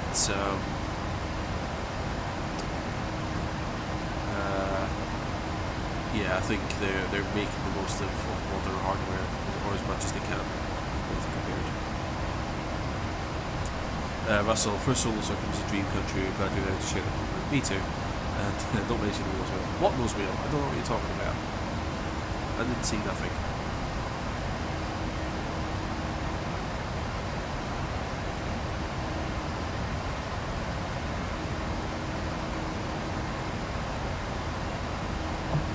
The thing is, I'm going back and thinking about it. I can't remember if I flew before you or after you. After that flight. I think I was the next person to use the aircraft after that flight. Or it was shortly after your flight. I can't remember who used it before, but blame them. Right. what I'm going to do while things are a bit quiet here is I'm going to start looking at my approach into Lowy. So naturally, we're going to go for the difficult one. We're going to go for the big U-turn approach. So let's see, our flight plan takes us into the Zibby 1B arrival. So let's have a look here. Let me pull this up. So we're going to pin this here. So star Zebix 1B. So we're going to be flying into Zebix here, and then we're going to go down to Rattenberg, and then we're going to drop into this valley here, and then we've got Innsbruck there. So that's what we're going to take, and then it's going to be visual approach circle to land. That's the one we want. That's what we want. Yes. Visual approach circle to land. Oh yeah, that's definitely what we want. So basically we're gonna let's see if I can yeah, so basically what's gonna happen is we're gonna fly into Zebix here. Actually, can I? Yeah, so we're gonna fly into Zebix here, and then we're gonna fly out to Rattenberg, and then we're gonna dip into this valley here, and then we're going to fly just south of the airport, and then basically do a GA circuit. Essentially, we're going to fly downwind, and then turn base, and then land onto runway 08. So we're going to be landing going this direction, and it's going to be fun. The weather again at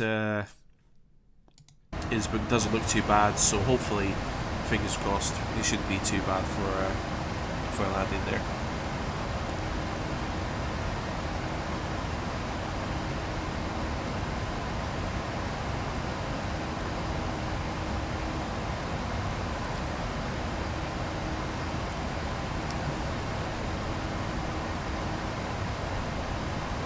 Let's see. Iliator, have I donated to Team Trees? Yeah, put a couple of quid in. Join the trend. Why not? Dishant, why don't we all swimmers meet up? Live in Dubai, so everyone's welcome. Gosh, do you want to pay for my flight, Dishant? I'll happily come over to Dubai if someone pays for my flight. Manuel Gearbox, can we have a look at the aircraft on the outside? Yes, we can. Russell, hope you have terrain radar. Yes, absolutely. Sorry guys, this might get a bit loud. Or not.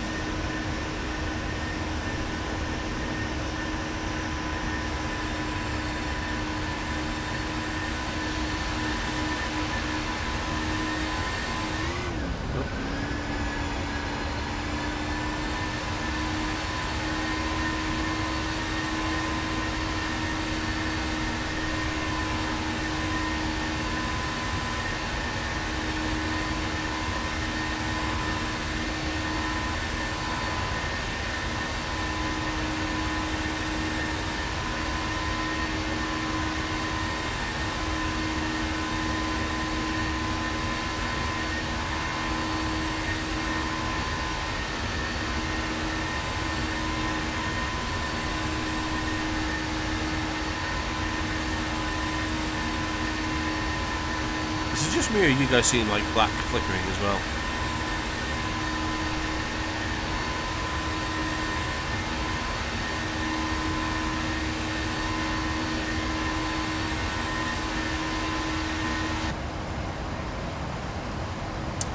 Zulu 1, Crafty Boy Z Zulu. What's the 737? This is the 737-800.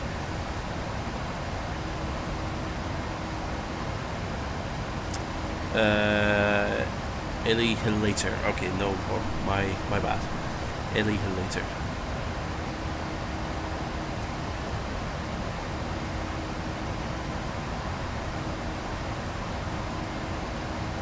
Actually, what we'll do, yeah, because we're looking at the approach there, we'll type Get that typed in.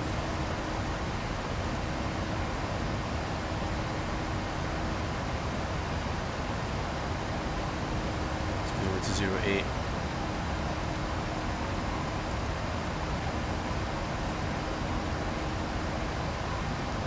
Execute that. So.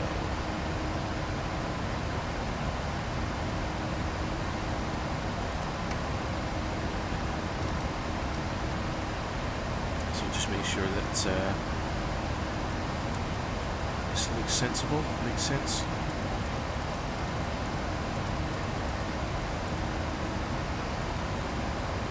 Oh, hang on. What's that taking me then? Civics LMM. Okay, that's.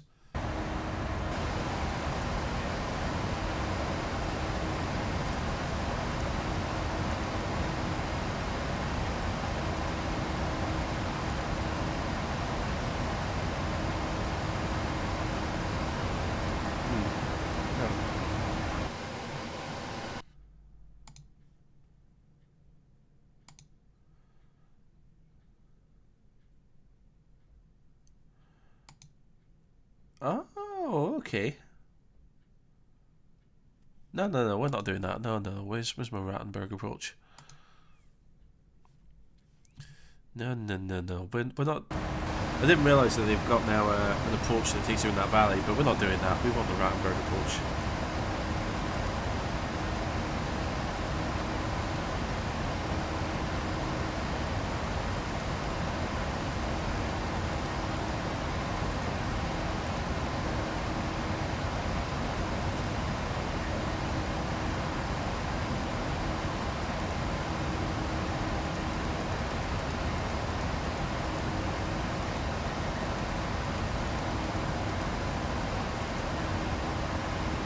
Right, okay, so that's gonna... Okay.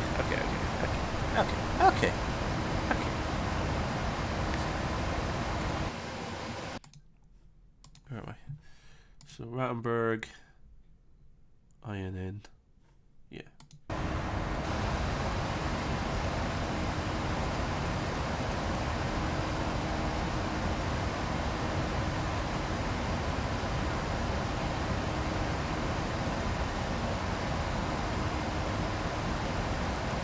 Yes.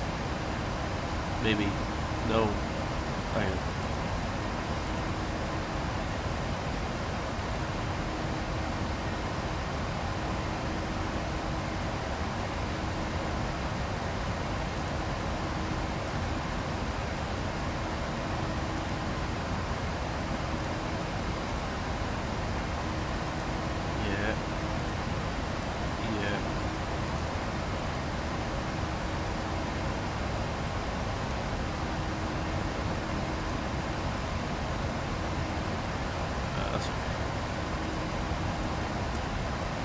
I know what I'm trying to do. It'll be fine. It'll be fine.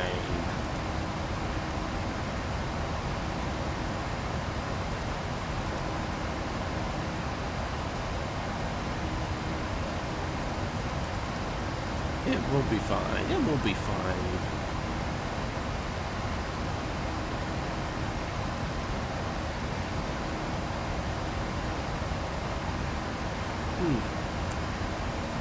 We'll figure it out when we get there. It'll be fine. It'll be fine. It'll be fine.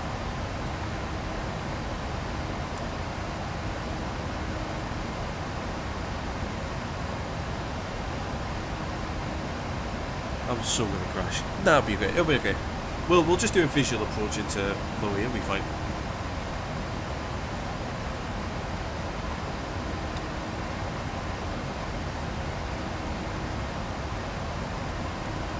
It'll all be okay.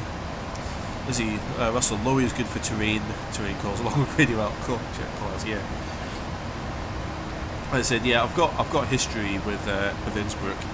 So for anyone who doesn't know, I'll tell you a bit of the history of me in Innsbruck. So when I first got the PMDG 737 back in the days of FSX, I've got this thing that I do where I'll buy an add-on aircraft, I won't learn it, and then I'll try and figure out how to fly it on a live stream. And so, yeah, and so it was my first proper live stream flight with the 737, and I think I took off from one of the London airports, and I flew down to Innsbruck, and the approach all went well, because I think as well that one of the tutorial flights that comes with the 737 takes you into Innsbruck, and I thought, oh, that'd be cool. I'll follow the tutorial flight step by step. It didn't work step by step, and part of the challenge as well is that I had an audio failure part way through the initial approach as well into Innsbruck, so I lost a lot of in-game sounds, and then basically one thing led to another. I did the circle approach to land. It all went very well, made an absolutely perfect landing, and then the plane was decelerating very quickly, which I thought, okay, fair enough, I'll probably just hit the auto brakes to the wrong setting. And then I tried to throttle up, and the engines were spooling up, but the plane wasn't moving. I was thinking, why not? What's happening? And there's just I was throttled up a lot, but the plane still didn't move. I'm thinking, what? Why isn't the plane moving? Did it burst the tires or something? So I had to look at the system page, and there wasn't anything weird there. I was just wait, I don't understand what's going on.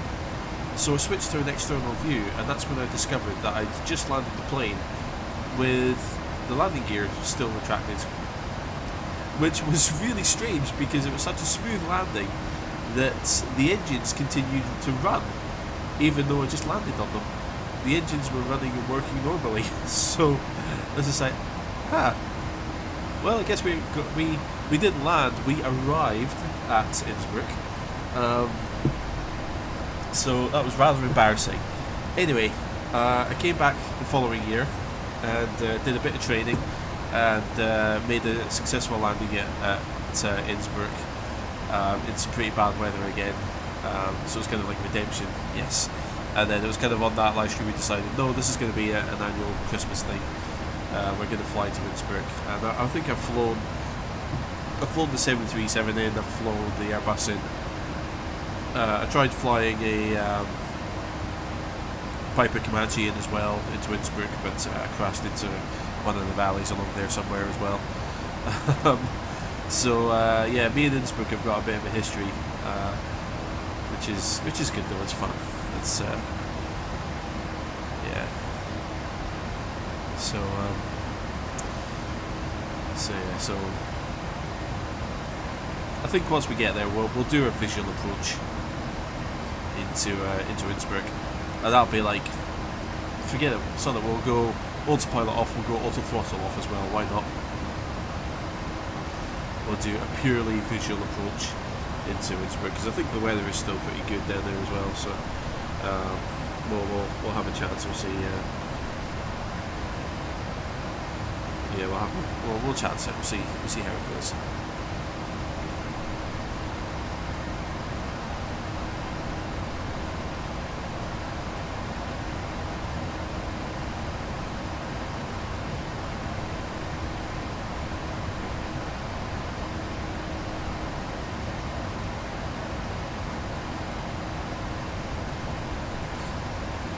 Let's have a look here.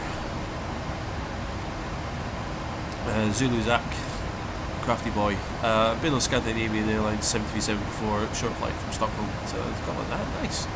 JJ, little screen tear for a second maybe. I like the nav when let's load the spare. F6 says we should like to design into the model where others are. Still don't get the logo light, doesn't seem to function at all. Yeah, some of them are a bit iffy. Yeah, the logo light typically does the tail of the aircraft.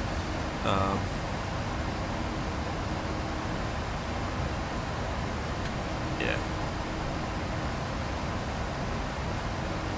But yeah, I'm not sure. I know that F6 always had trouble with the lights, because I think the lights, it was one of my old moderators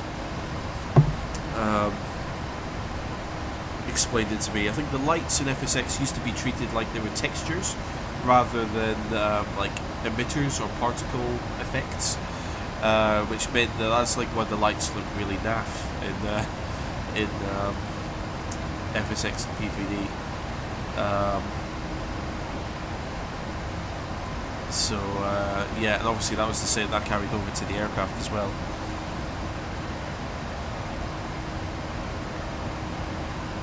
Russell, speaking of which, minimums need setting a bit. Yes, they will do. Yeah. Ellie later. Any landing you can walk away from is a successful landing. Yeah, absolutely. That's what I said. It was mortally embarrassing at the time for some reason. I think it was one of my like early live streams that I was still like being too much of a try hard with YouTube. I was just like, oh my god, everyone's gonna think I'm a bad pilot. They're never gonna come back and watch me again. And it was just like turned out to be one of my most defining moments in the history of my YouTube channel. So yeah, it's good fun.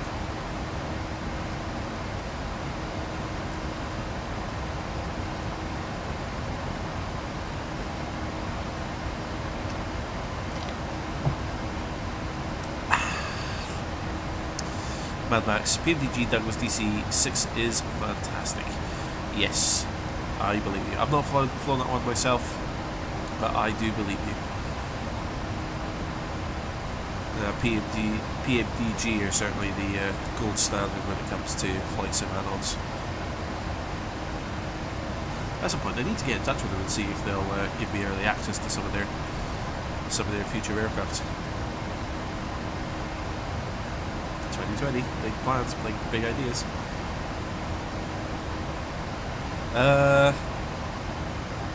Yeah. No, I certainly want to become more. I want to try and kind of get my name out there a bit more in 2020.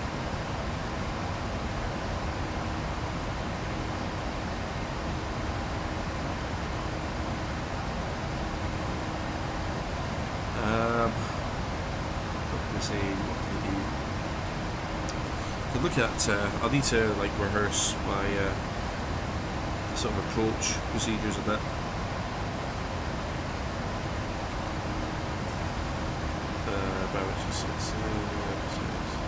Oops. Uh-oh. Sorry guys. Yes, you can now go to the toilet. Oops. We've been flying for about an hour and I've had the seatbelt signs on the whole time.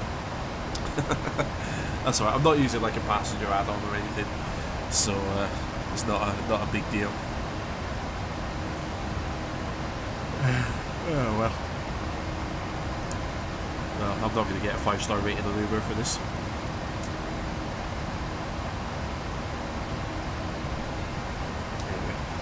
Anyway, we're heading down nicely.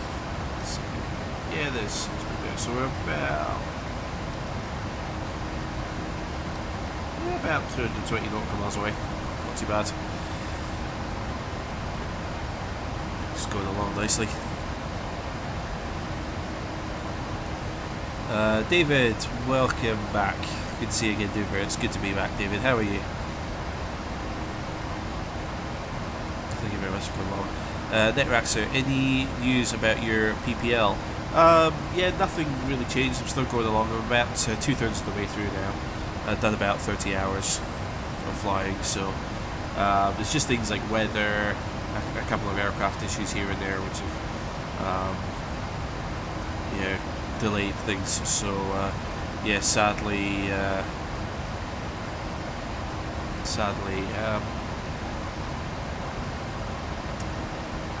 yeah, I'm not finished. I planned. I sat down in the summertime and I went through our diary at work, and like every day off I had, I planned lessons for every day, and I thought I was going to be done by now, but sadly, you know, real life came along and kind of slaps you upside the head as it always does, and goes, "Don't be silly. You're not going to get what you want." So, oh, the day you want to go flying, yeah, I'm just going to make it like fog, and you know, fog so bad that you can't see, you know, your hand in front of your face, type of thing. But yeah, I see a few toilet mishaps. Never mind. Duke, will you ever go back to regular streams like I did Wednesday and Saturday, or maybe just once a week? Possibly. I do want to stream a bit more I've always said that I want to stream a bit more frequently, and I want to try and break out onto Twitch as well, because I know that there's a few flight simmers are quite popular on Twitch now. So I do want to break onto Twitch as well. But again, I don't want my Twitch to just purely be flight sim. I'd rather, because I do kind of like to unwind and relax with playing other games as well. Like the other week, I've had a game for ages that I've never really played properly called Creeper World number 3, Arc Eternal, and I fully sat down to properly play through that. It's actually a really good game. Really enjoyed it. So yeah, I'd love to play like games like that, because it's just a nice kind of relaxing game that you can just play for an hour or 2 hours and just completely unwind and relax.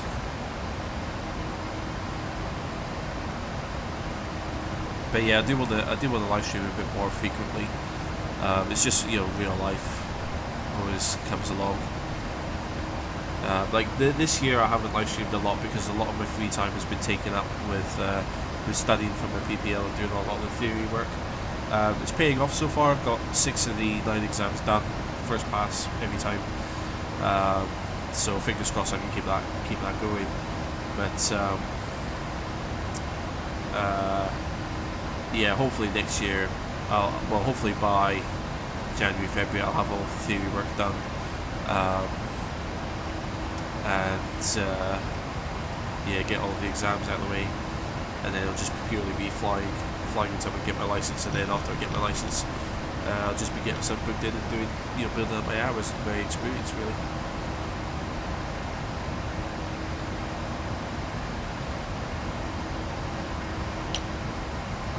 Riskgas, welcome, how's it going?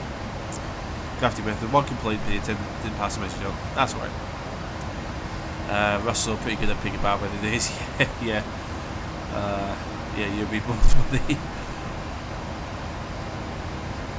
the Ellie later. Is anyone else watching this early? I think we got a few people watching this early. There's a few people from the States are watching or were watching. We had someone from New Zealand watching as well. So yeah, there's a few people probably watching from around the world. Flight attendants are pointing out to the left windows for some reason. That's nice of them. Well, the guy on the left window anyway. We're probably passing the likes of Germany and that right now. I don't know where we are in the world. Duke, what's your plan after the PPL? Build up my time and experience. I want to hopefully get my PPL done by the end of January, start of February, and then it's just going to be like I want to get plenty of flying in while the weather's still cold and a bit iffy. Get some experience doing some flying in the winter time, and then obviously we've got the spring, summer, where it'll be nice and busy, nice and kind of warm and sunny and hot. And then obviously heading into the autumn time, I'll probably be flying again, get with a bit more unpredictable weather. Usually in the autumn time in sort of the top of Scotland, it gets quite unsettled, so you get a few storms begin coming in through the Atlantic and hitting the country. I'm not saying that I'm willingly going to go flying into stormy conditions, but just being a licensed pilot and having to kind of account for that and work around more changeable weather conditions, I think would be good. And then leading into the winter time, hopefully by winter next year, I'll be getting ready. I'll have enough experience to start working on becoming a flight instructor, a real-world flight instructor. That's my long-term plan. I think Sam, the head of training at my workplace, he supports me kind of moving forward and becoming sort of an instructor, and almost like a homegrown instructor for the flying school as well.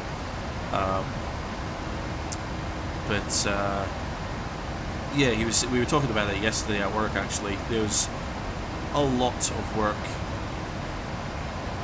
He was saying that, you know, to get a PPL level, like you start off at ground level here. To get a PPL, your knowledge and experience needs to be about here, and then to become a flight instructor, you need to be up here somewhere. And he says that I'm missing out an entire step of the process, because normally people would go PPL, experience, commercial pilot's license, flight instructor. Whereas I'm not really gonna hit that like kind of commercial pilot's experience. I'm gonna go straight from being a PPL all the way up to becoming a flight instructor after I get the sort of minimum number of required flight hours and that. And he's saying that the sort of the level of theory work and understanding is so much higher with the PPL as well. And also the actual practical flying course as well. You know, you're going to start doing things that you don't really consider. Like when you're an instructor, you're sat beside a student. You have to be like so alert, because your student is there. They're kind of like fixated on what they're trying to do, and you as the instructor, you have to do the radios, you have to do the lookouts, you have to teach the student, you have to monitor what they're doing. And you have to kind of start to get that feeling for like when the student is doing something, do I let I can see that the student's doing something that's going to develop into a dangerous situation, and you as the instructor, you have to have that kind of intuition. Do I let this develop? Do I let the student screw this up as a learning experience, or is it going to be so dangerous that I have to intervene as an instructor? And you have to kind of get that feeling, and you have to kind of, those are things that are like exceptionally difficult to teach to a new instructor. So there's things like that I'm going to have to learn if I do continue down that path. So it's going to be an interesting year ahead, I think, but we'll see what happens. Sphere, you had the screen flickering problem with B3D, but enabling triple buffering and VSync settings, playing with the target frame rate worked for me. Oh, okay, good stuff. I'll take a look at that. Obviously after the live stream, I'm not going to do it now. Russell, I hope I can get it done this year, but whether work life will probably get in the way. Yeah, I mean this year, you've only got 7 days, 7, 8, 9 days left this year, so. Well, the thing as well, Russell, is that you're going to have to get your skills test done, and I don't know if Alan's going to be available next week to do anything. Ellie Hilater, got to go sleep now. Goodbye, if I see you stream again. No worries, Ellie Hilater. Thank you very much for coming along. We'll hopefully see you in the next live stream. No idea when it's going to be, but thank you very much for coming along and being active in the chat there. We'll see you next time.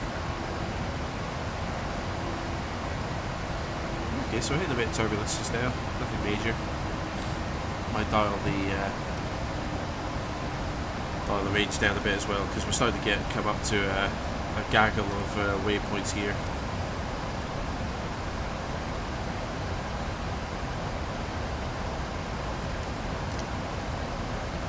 Maybe at the year coming. Oh, sorry, yeah. No, you'll definitely get it done by next year. Because I think, Russell, me and you are almost at identical places in the course. Have you just started your nav stuff? I think me and you are like almost identical on where we are in our training.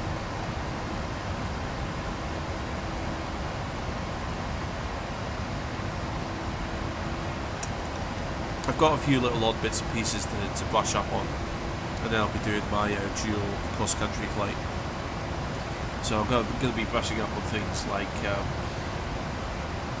stalling part 2, steep turns, and then probably I'd like to practice like things like maths penetrations again.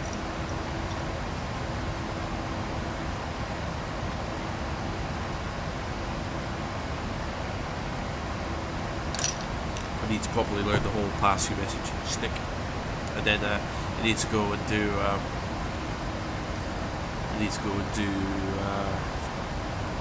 the radio exam as well. You're building circuit. Oh, okay, right. Okay, so you're a little bit behind me then.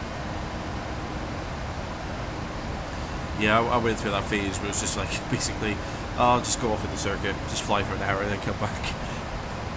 It's funny how blasé Sam was about it. It's just like, oh, yeah, just go in the circuit for an hour, come back.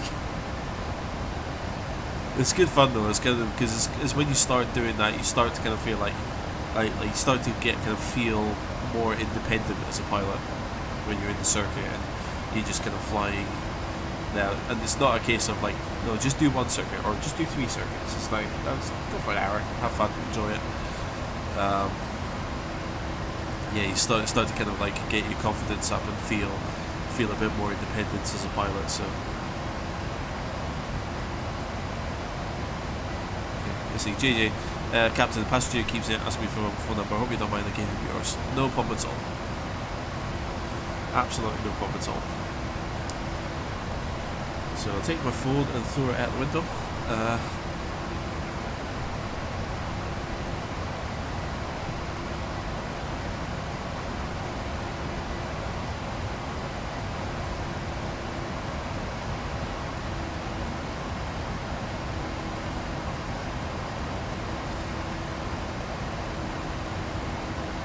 A little bit of turbulence. Nothing massive though, so it should be an issue.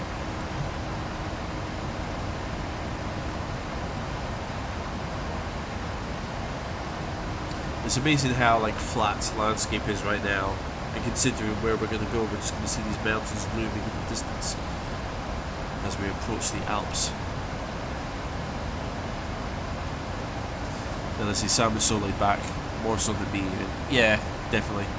Well, the thing is, he's very laid back with students that he's got confidence in. But yeah, students that he's not so sure about. I've seen him get a bit frustrated with a couple of students. It's typically students who don't listen to their instructor. I've seen both Lee and Sam get a little frustrated with people.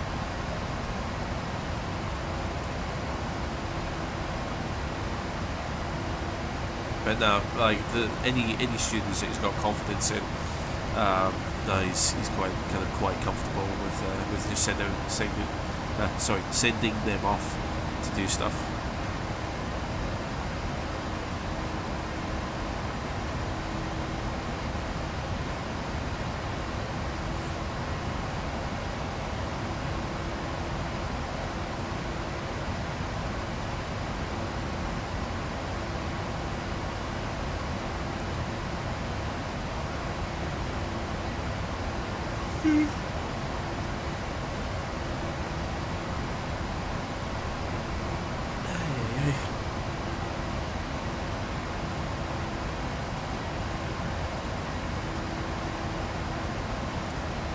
Let's see, JJ, a commercial just tried to insert itself into a streaming cover browser.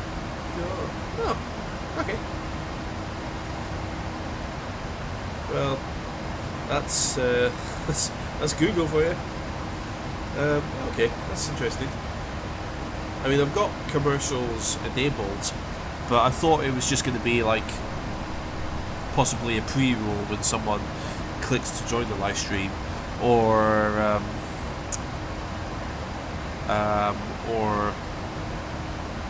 you know, like after the live stream is done and dusted, when it's like a video, goes up as a regular video on demand on my channel. I would imagine that they would just insert adverts then, but I didn't realise it was doing them mid live stream. Okay, that's interesting to know. Ollie Gang, you want to do your PPL but you need £12,000 and you're just 10. It depends where you do your training. Certainly the flying school that I work at, our PPL courses are not that expensive, and you won't be able to start your training until you're 14 anyway. You can go flying when you're 10, but you're not allowed to log any time of any time that you spend training. You are not allowed to write it into your logbook until you're 14 years old. So So you've got a little bit of time to save up some money. You know, if you go and do a paper round, or you know, get yourself like a tiny, you know, very simple, easy part-time job. You know, you can do a few chores, save up a bit of pocket money.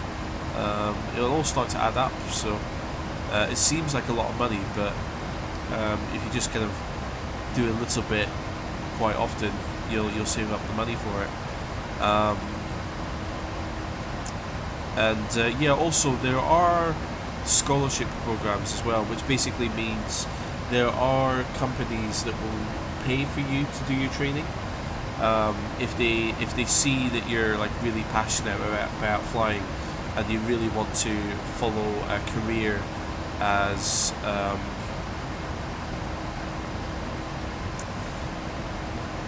if you want to follow a career as a pilot, then you know, there are companies that will pay for your training. Let's have a look here. Fly NQI. That's not true. You can fly now, but you can fly when you're only 16. Ollie, are you in the UK, or are you in a different country? Let's see, David. Getting a beer 5 minutes. Hope you don't land before it's in. No, David. We're still away from Innsbruck yet.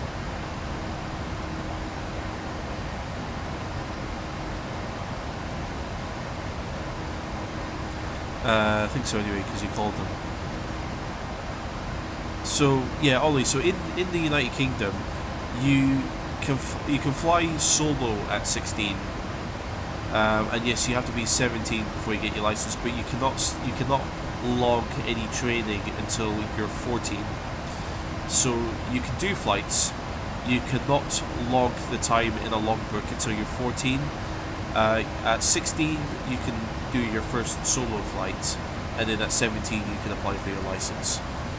So the minimum age that you can formally start training and start logging your flight time is 14. And then you can't do your first solo until you're 16, and then at 17 you can apply for your license. And trust me, I work at a flying school. I have this conversation with lots of customers. That's the rules in the UK as they stand currently.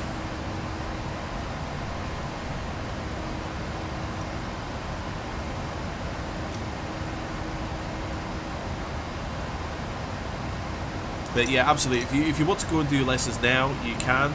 Just be aware that if you like fly for an hour with an instructor before you're 14, you cannot put the time into a logbook. So you can certainly get the experience of doing various lessons now. You just cannot put the time into your logbook. That's the point that I wanted to make.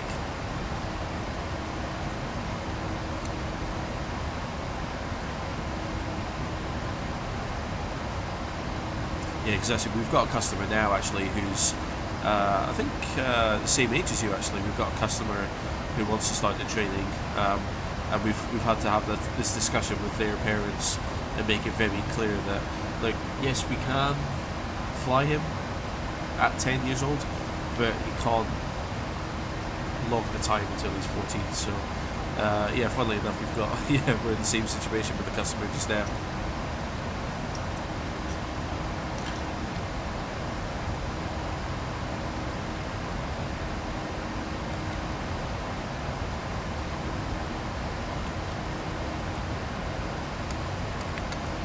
Okay, so that's top of descent now, about 120 miles away. So I'm going to look at the lowy weather again, the Innsbruck weather, see what it's saying.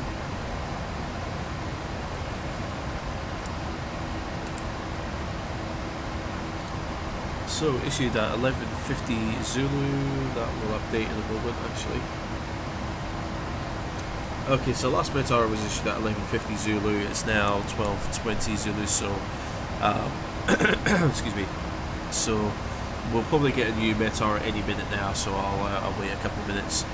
Other gang, what flight school am I at? I'm at Highland Aviation, based at Inverness Airport. So I'll type it in the chat here for you.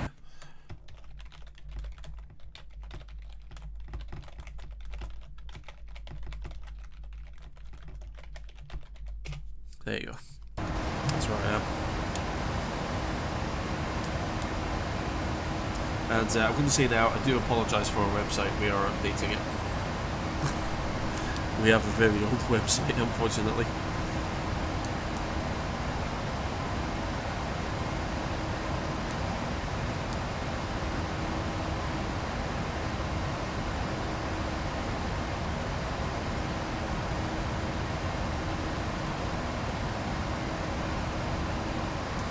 So we do have the top of the descent now, just within 120 miles.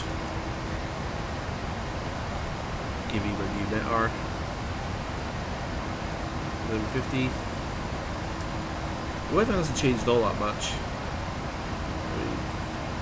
So variable at 2 knots, visibility is fine.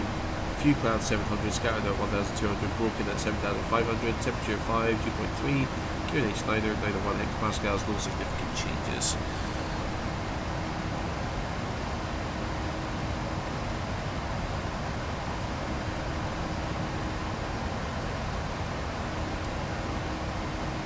Riskus, you can log flight time when you're 14. Yes, you can, yep.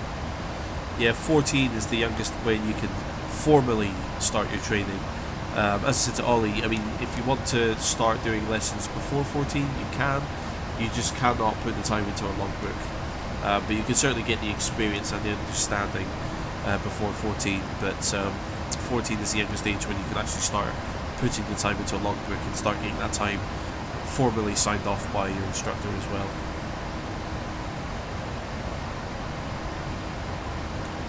So yeah, 14 is the youngest that you can formally start training. 16 in the UK, 16 is the age at which you can do your first solo flight, and 17 is the age when you can is the earliest you can apply for your full license.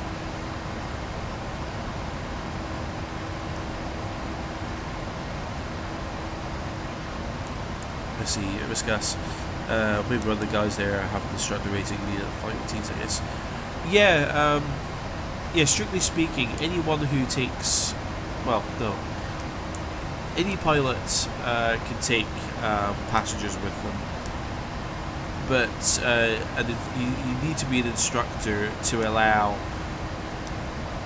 strictly speaking, you need to be an instructor to allow a passenger to take control of the aircraft, because you're there ready to kind of take back control or supervise what they're doing.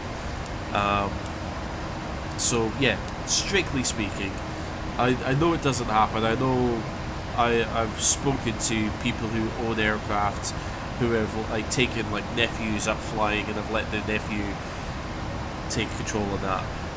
But legally, strictly speaking, you need to be an instructor to let someone else take control of an aircraft. You know, even if they're just a passenger going up for a trial experience, or if they're a student learning to fly. The supervising pilot should be an instructor, legally speaking. Liam, am I late? No, nope. We're just in the cruise at the moment. We're just about to begin our descent actually into Innsbruck, so we're not too far away from the top of descent there. So, arguably, you've come at the best time. Oh yeah, for anyone who's just joined, we are going to be performing a fully manual, fully visual approach into Innsbruck. I feel confident with my newfound real-world experience that I can do this manually.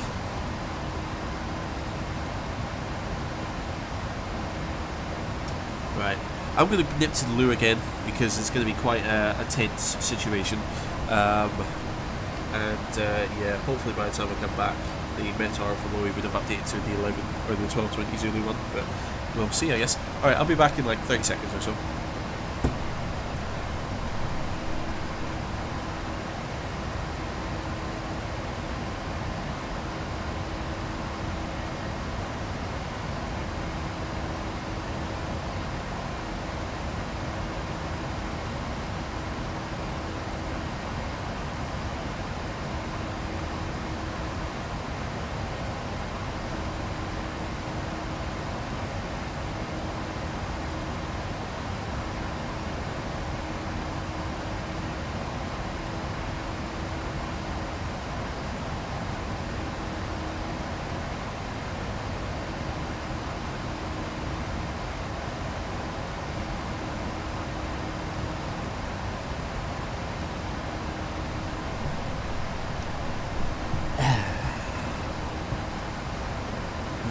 Let's see, GG F6. I can't fly and stream at the same time.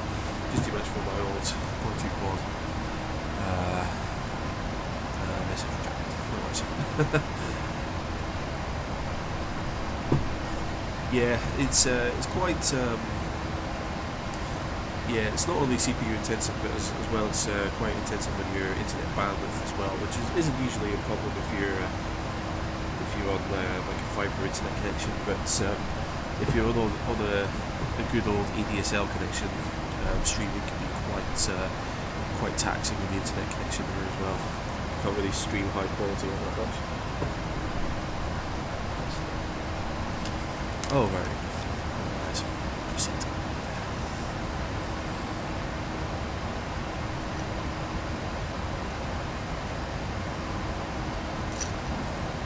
All 3 Baileys, lovely.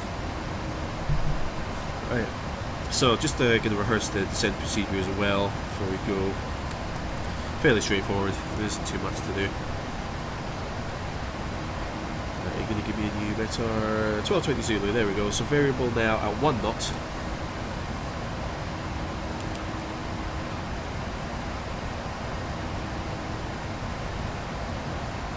Visibility still perfect.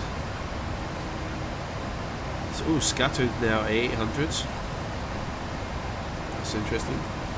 Scattered at 1,500. Looking at 8,000, temperature 5, 2.3. Full screen turns itself off. QH 992, no sec. Right, that's what we're going to go with.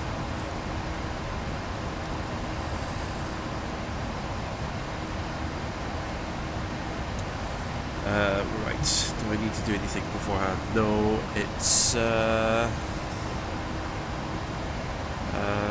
see. No, it's not an Airbus, so we don't need to type any data in before we go. But what I will do is I will get this ready. Let's see, Lewis Bailey, welcome, how's it going? Or is it Louis Bailey? Welcome anyway, how's it going? JJ, hey, I retracted that. I was reading it before it retracted. It was there before it retracted.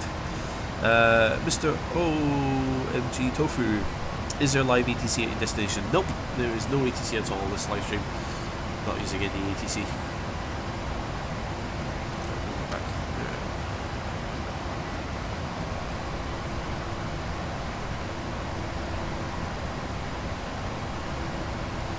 So for anyone who's just joined, to recap, so we took off from Inverness at about 10:50 Zulu time.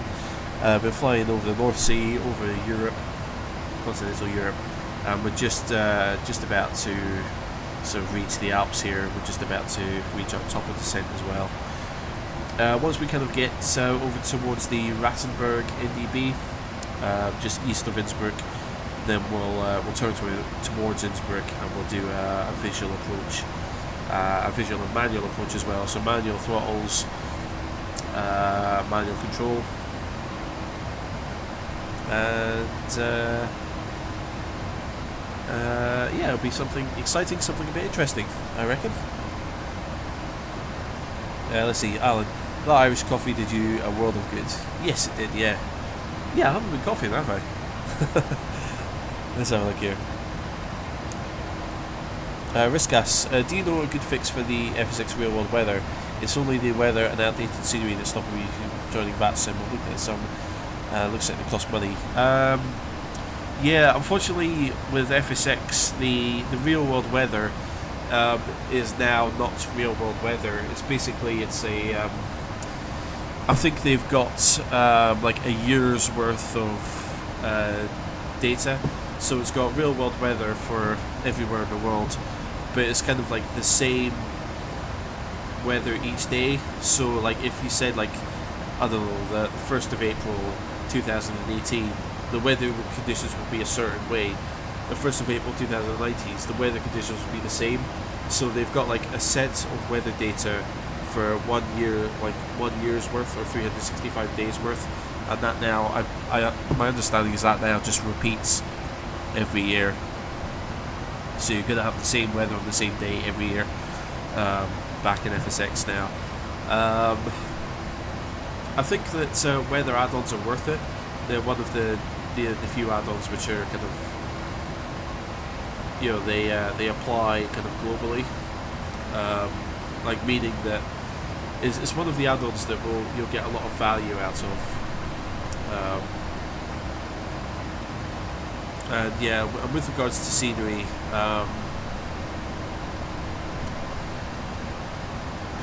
yeah, I don't know what the answer is to that,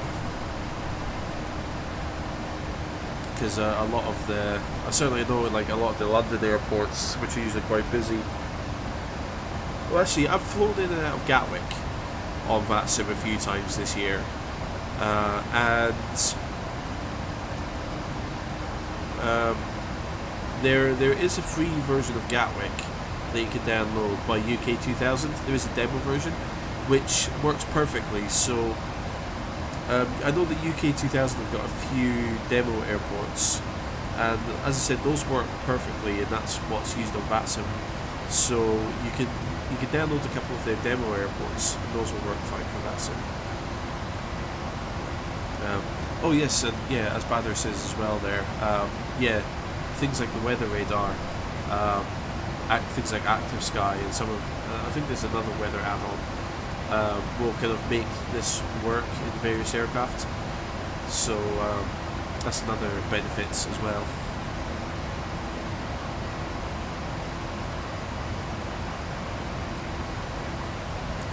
Riskgas, really? When I load up the sound with real world weather, it says check your internet connection, but I don't think that was good. Oh, is it? Okay. I'm sure I heard that somewhere from someone, that they said that it's basically a year's worth of cached data, which is just recycled. But I could be wrong. I just remember hearing that from somewhere. But I've never really properly looked into it myself. So if I'm wrong, I will happily stand corrected. Let's see. Lewis spinning, got it right first time. First time tuning into your streams. Kids, say hi and thanks. Your good old tutorials helped me out when I was starting out with them. Excellent, thank you very much for watching those. I'm really glad you can come along and catch me on the live stream as well.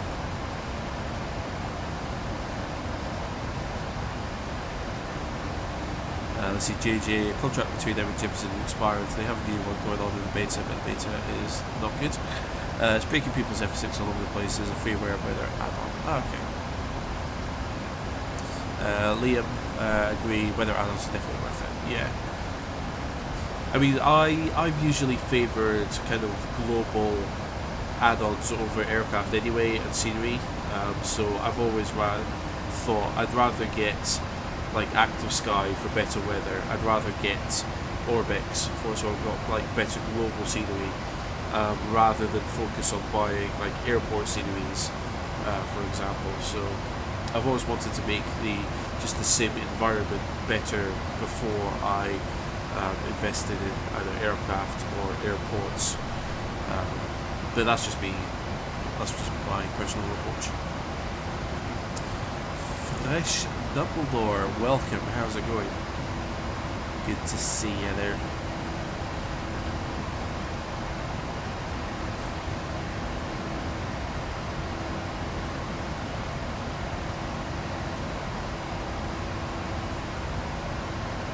Right, so we're coming up to the top of the descent. Now, what I'm going to do is descend down to about...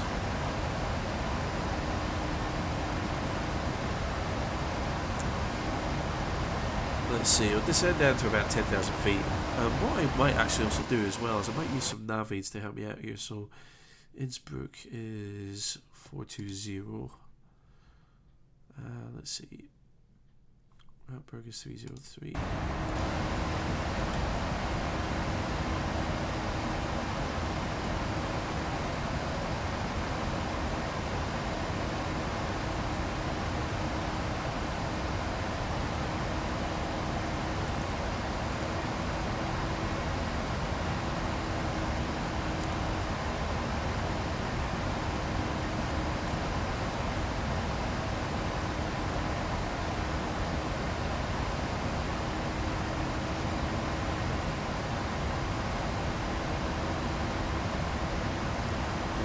CP altitude, I shall.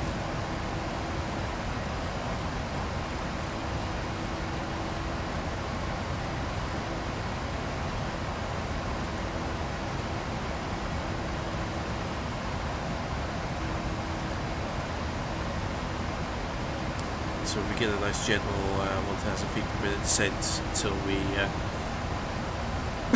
hit the vertical descent path there.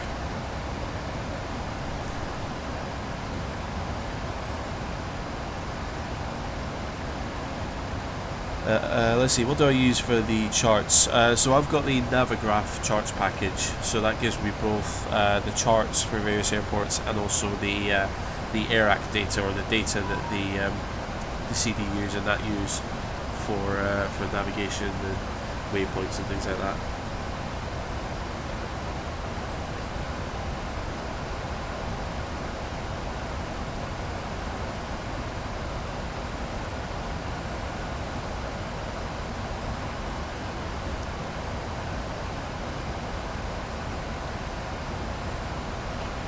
So the throttles are coming back to idle. We're on our vertical descent path, and we are on our way into the heart of the Alps. So once I do go manual, I probably will be concentrating on flying, so probably won't be able to speak as much, but I will do my best to kind of keep speaking with you guys and keep letting you know what I'm doing. Right, so descent procedure. So landing altitude set, destination landing altitude 1,900, that's already set. Oh gosh, burping there. Annunciator recall, oops, check. Nothing stays lit up, so that's good. CDU descent page, enter transition level. We can get that from this. Transition level will be set by ATC. Does it give us just the default? No, it doesn't.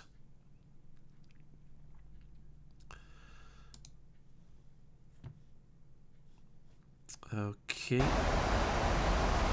Go without one then. CDU approach. So we're in at rev. So we'll go for flaps 40.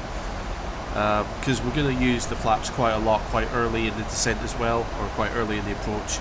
Because we're going to need to drop into the valley, so by having plenty of drag, that will help us control our speed as we're coming in. And also we'd rather not go around as well, so we'll do our flaps 40 landing.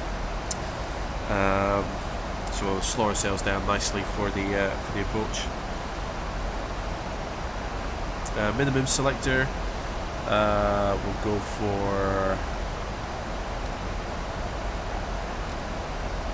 for radio out of. Let's make it 150. Not going to bother checking the chart to see what it should be.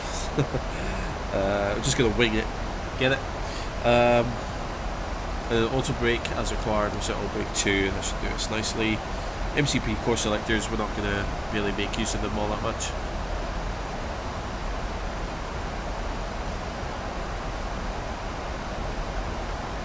Not sure.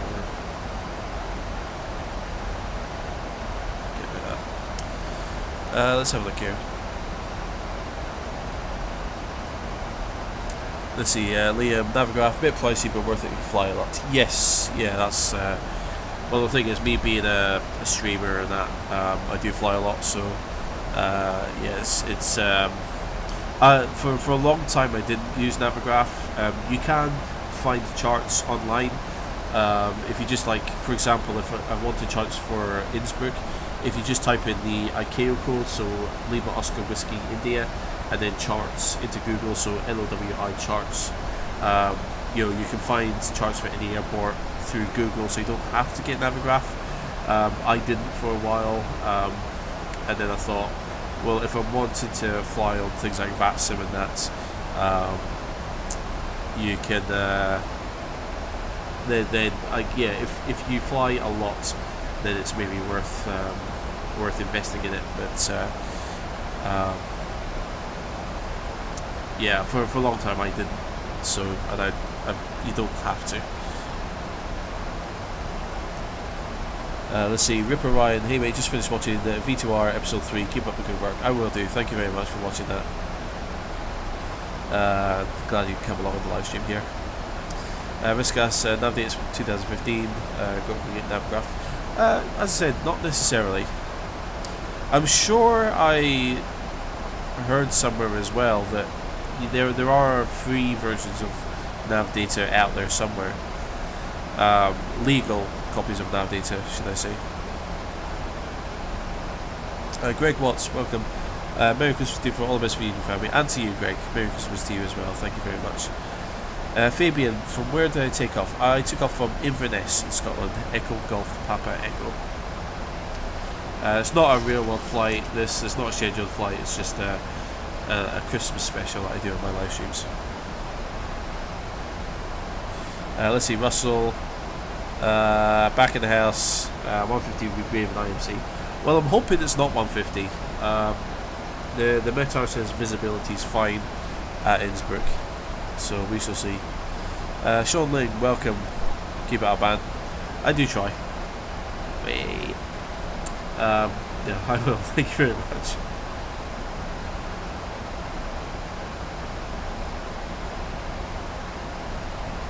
I think around about this time as well, it would be prudent to grab the terrain radar as well.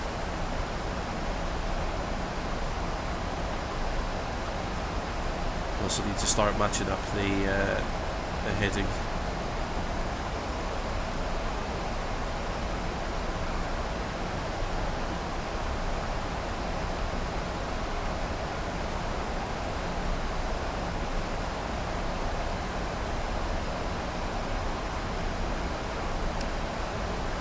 Let's see, Lewis, what are my thoughts on using a controller for manual flights? When you say controller, what do you mean exactly? Do you mean like a gamepad, like an Xbox or PS3, 4 type controller? Or do you mean something like a yoke or a joystick?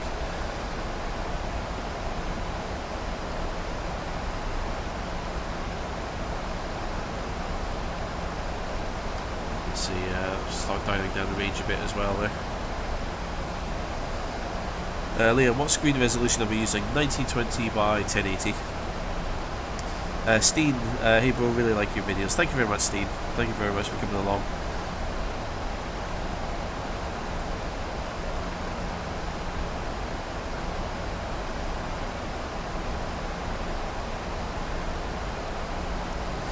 Gamepad.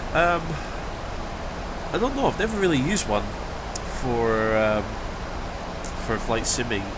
Gamepads for like arcadey flying games, absolutely. For flight simming, I don't know.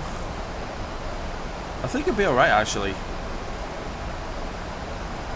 Now you should be okay with the gamepads, because as long as you've got a mouse and keyboards to hit all of like the buttons in a more complex aircraft like this one, as long as you've got a keyboard and mouse to be able to look around and click the various buttons, and all of like some of the additional actions, but then just use a gamepad for just the actual control of the aircraft and that, yeah, you should be okay. But if you use only a gamepad, you're going to struggle, because you're going to have to do things like turn on the landing lights and all sorts of nonsense, and you'll really struggle to do that with solely a gamepad. But yeah, if you're using a gamepad just for manual flying and a mouse and keyboard to click buttons and do things, then yeah, that's not an issue.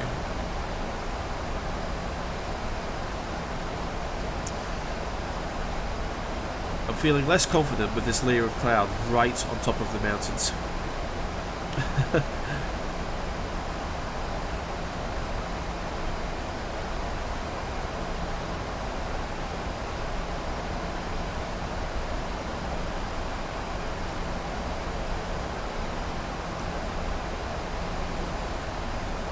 Let's see, Steen, your Xbox controller doesn't work on a physics. Can I help? No, I've never tried to use one. But if you do a Google search online for like forums and see if anyone else has tried to use one, yeah, just Google the issue that you're having, and that will probably draw up some results for you. David agreed, usable with a keyboard and mouse. Yeah.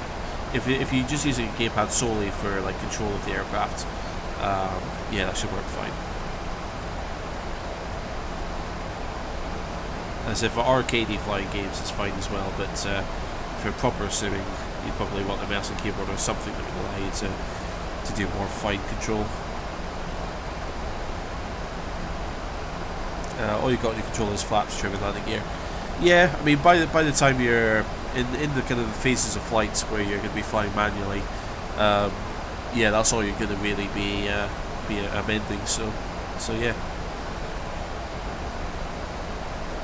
Can you get the same charts in 4Flights? I don't know. I've not used the 4Flights app.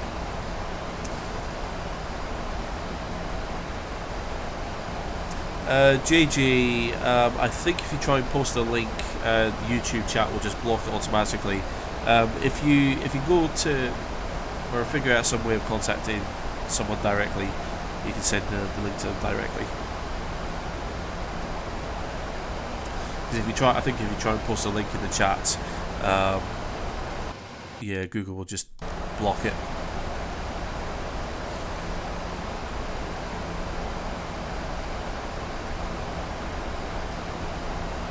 Okay, I've just realised I've just had my chat on the top chat setting rather than the full live chat, so if I've missed anyone's messages during the live stream, I do apologise.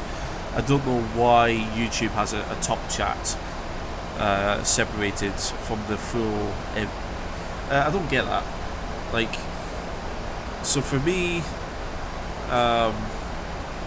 yeah, I can either see every single message that comes through in the live chat, or only see the top chat messages on the live stream. I don't know why I wouldn't want to see every message, but I don't know. Let's see, Banner, nice cockpit shadows. Is it an add-on? No, that's kind of built into P3D. That's one of the improvements that the base sim has over FSX. Russell, using CH yoke, so tempted by the honeycomb. Yeah, there's been a lot of hype around that one.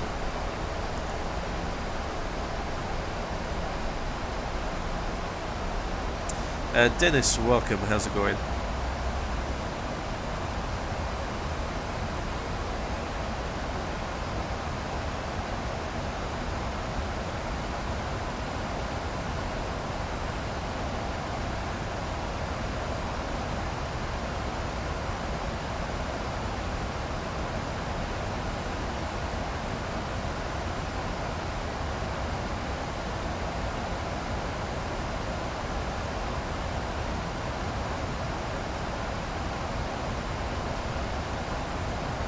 Okay, so we're just about to hit the Ruttenberg in DB. As you can see, we're going to be doing a U-turn as we hit it.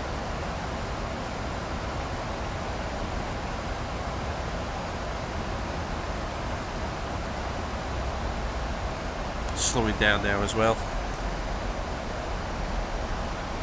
Let's see, Steen, am I a pilot in real life? Not yet, no. I'm a student in real life. Working towards my PPL currently. Let's see, Russell will be setting Q&H soon. It's going to get chilly. Yeah, I've just literally just done that. So yeah, we're there now. Q&H 90902 hectopascals. It provides, since you're flying in real life, have I come across bad habits from sim to real life? Not really, no. Kind of, I had a very tacit agreement with my instructors that we would just start from square one, and they would teach me sort of the best habits and all the rest of it. So I don't think there's been any bad habits that I've carried over from simming. Although I say that there probably will be.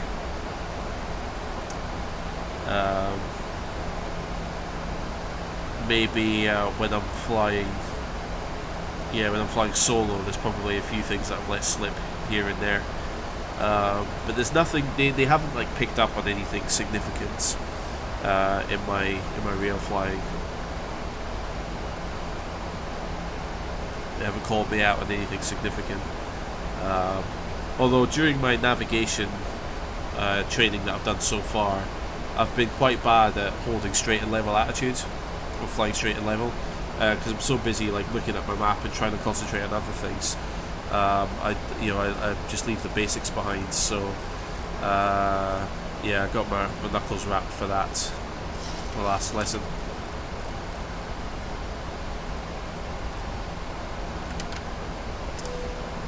Right, so I'm going to start getting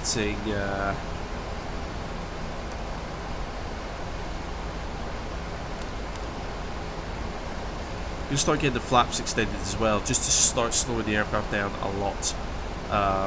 Because as you can see, we are going to start kissing the mountaintops pretty soon, and also we do have to like descend quite quickly down into the valley here at the moment. So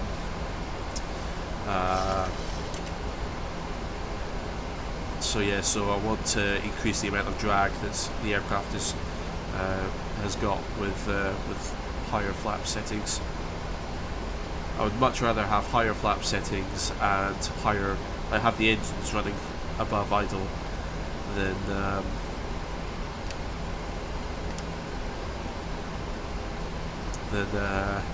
just kind of gliding it all the way in. And plus, higher flap settings means that I'll have a better rate of climb if I do need to bail out of the valley for any reason. So we're on flaps 10.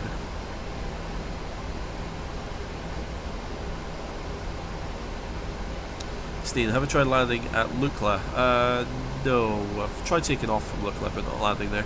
Russell, find out your checklists are worse because of sim. Okay. And Ollie has got to go. No worries, Ollie. See you next time.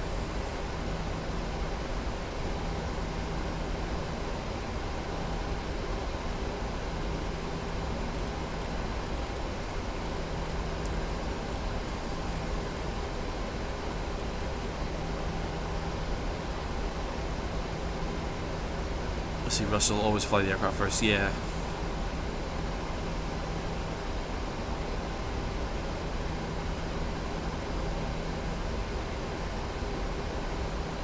Okay, so it appears that I've slipped above my optimal flight path at the moment, which is not a massive deal. As I said, we are slowing down now, so we'll have plenty of drag to help the rate of descent there. What I might do is I might also throw out another stage of flaps soon.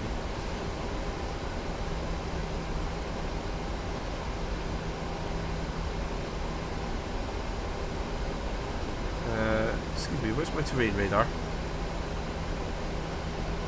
Thank you, please. So yeah, so we're basically going to be dipping into this valley, and Innsbruck is kind of like hiding just around the corner.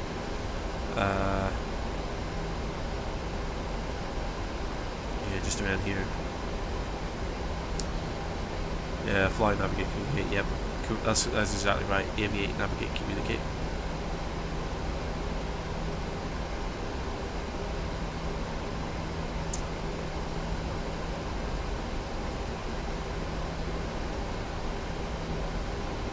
Alright, so I'm going to go for flaps 10.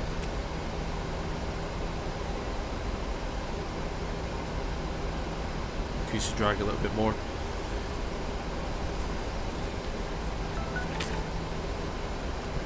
So passenger seatbelt signs are on, fixed landing gear there, local pressure is set.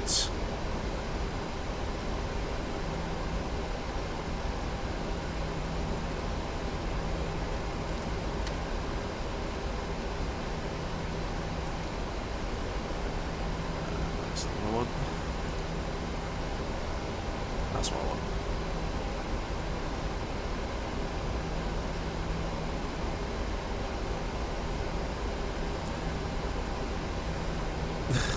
Rob, company message, divert to Courchevel. It's too late, mate, I'm committed.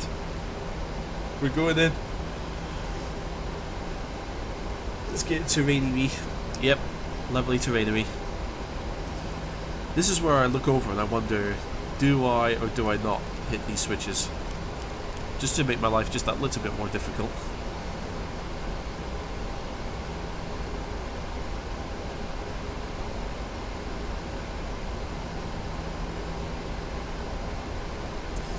Oh, see, it doesn't look this bad, but I know one of the things with active skies, as soon as you get near a cloud, it just kind of goes woof, and just like completely fogs out your screen. So I'm nervous that it's going to do that, but we're going to do the circle to land approach here. We'll see how we do. Airspeed is pretty well controlled at the moment. We're on our ideal descent path.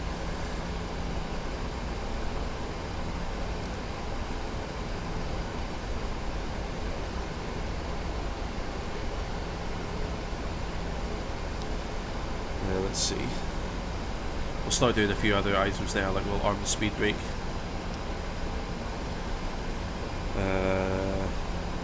Engine start switches, make sure they're on continuous. Yeah, they are. Forget it, we'll get all of the landing lights out now as well. Runway turn offs, taxi.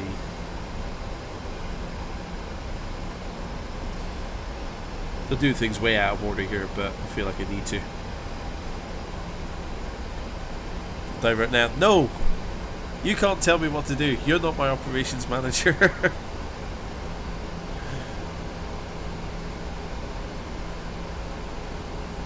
I don't even know where Courchevel is in relation to Innsbruck. I don't have the fuel. I have to land. Sorry.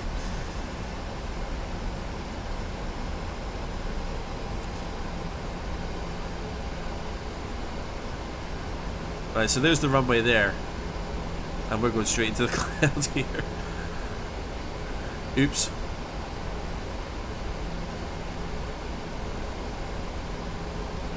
So we're okay at the moment. We're going straight to towards the Innsbruck ADB here. But you gotta be careful because there is a mountain ridge that sticks out along here somewhere. They have to be a bit careful with. That's alright.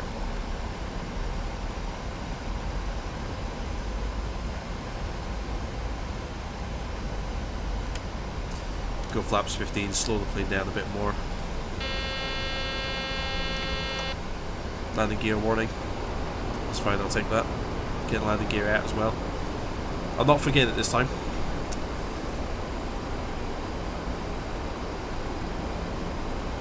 Going to be looking at changing the heading soon as well. So essentially we're just going to fly a downwind base and then final leg.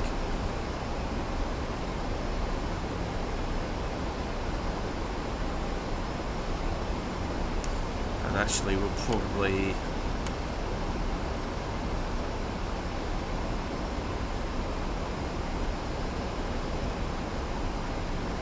keep bringing the flaps down and the speed down as well. Liam, minimum distance visibility. What's that? Well, the thing is, when I looked at the METAR for Innsbruck, it was saying that the visibility was fine. Alright, we'll go a heading select now.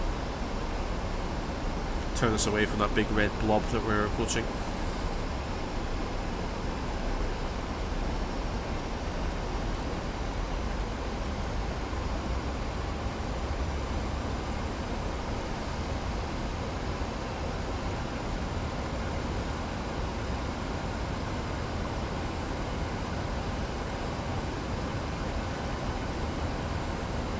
Now it gets busy, yeah.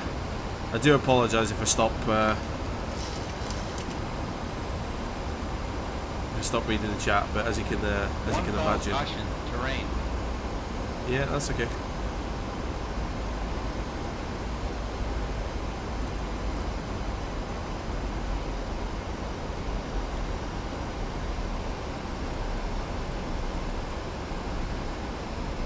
I'll tell you what.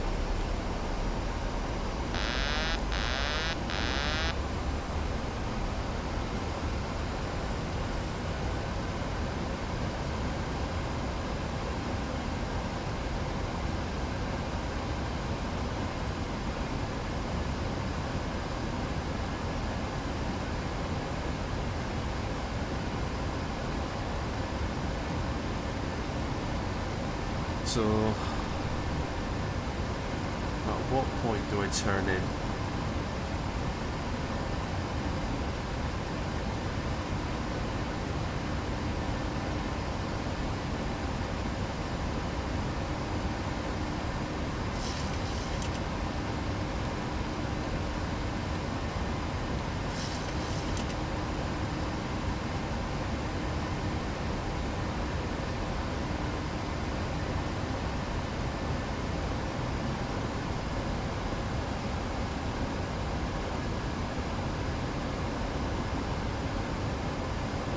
Okay, visibility's coming back now. Good.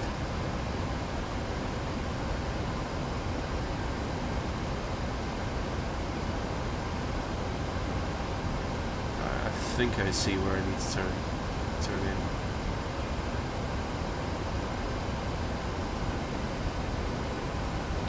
Terrain. Pull up. Just around here. Terrain.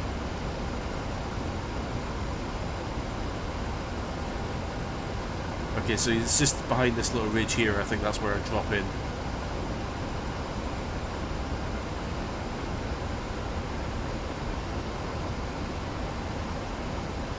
All set up for go around. No, it's just going to be full power. Terrain. Pull up. Yeah, I know. Caution. Terrain.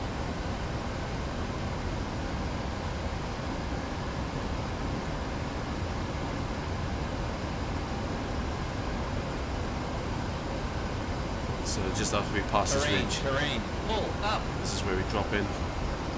I would imagine for real world operations you disable the warnings there.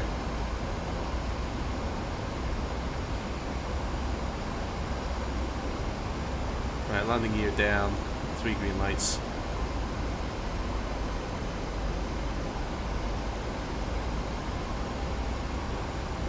A bit too low.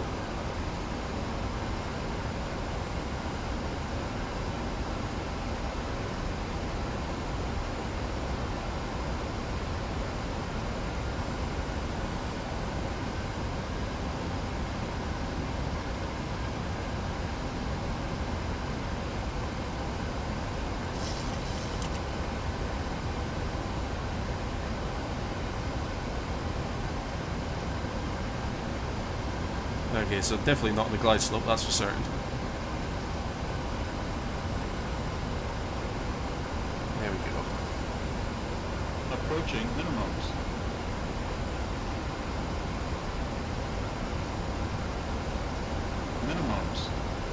We can land. 100. 50. 30. 20. 10. Throttles are up.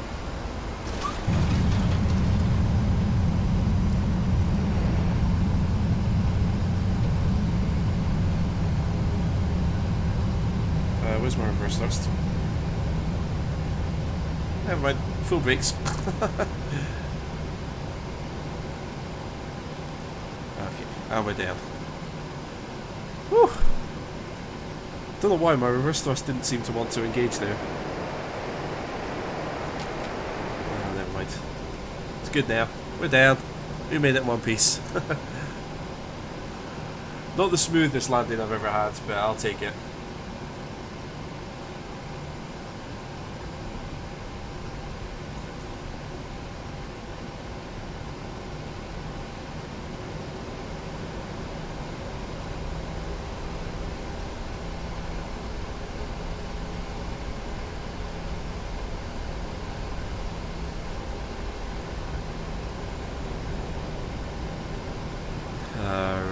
So where are we? So, get the APU running.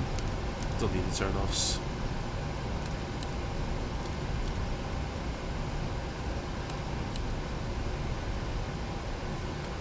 Terrain where that can go. That can go. Right, what else do we need to do for the after landing? Probe heat switches can go. So that says the APU is starting. And switches away the radar. And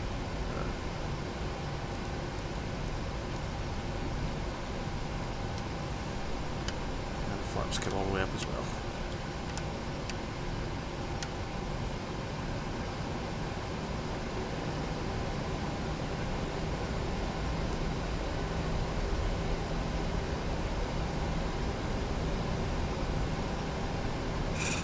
Okay.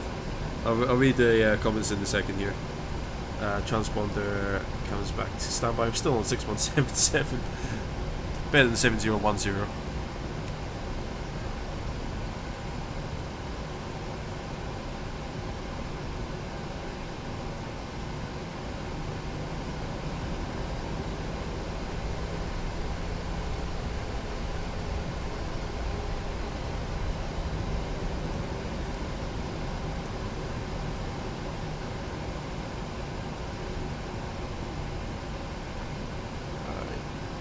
So as you can see, I don't have any fancy ground add-ons or anything, but we'll just bring it into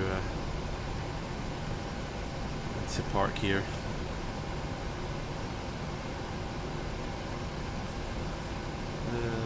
Let's see.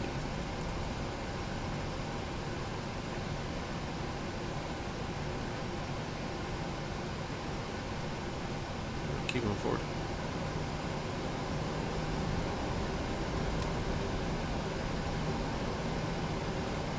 Think about there, should do it. Right, so parking brake on, APU gen switches on, engine start switches both off. So 1, 2. Seatbelt signs off. Anti-collision light off. Let's go back steady. Let's go off. Those go off. Oops. Fuel pump switches off. Anti-ice. Probably should have used anti-ice on the way in, but what was it done?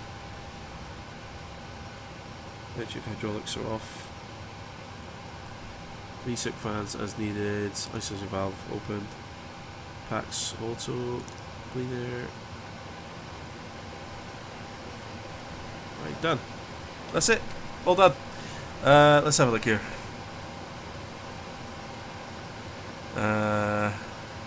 Let's see, risk gas looks fun. I think we do Majestic Q400 into there. Yeah, it's all good. Yeah, it's definitely a very fun approach there. Butter landing, clapping, give some classic chats. Thank you very much. Alan deserves another Bailey's. I'll save him for a little bit. Steve, very nice line. Thank you very much. Risk gas, you know that's parrying, right? What is, sorry? Kiss landing, not as smooth as it's Christmas. Rob, message from the instructor, it's the smoothest landing I've ever had. I agree, yeah. Kelly, this is claps. Marshall, thank you very much. Russell, good job, see you on Tuesday. Yeah, we'll see you on Tuesday, Russell. Take care of yourself. Ripper, Louis, who goes to Innsbruck for Christmas? Me, it's my thing. Let's see. Jetstream.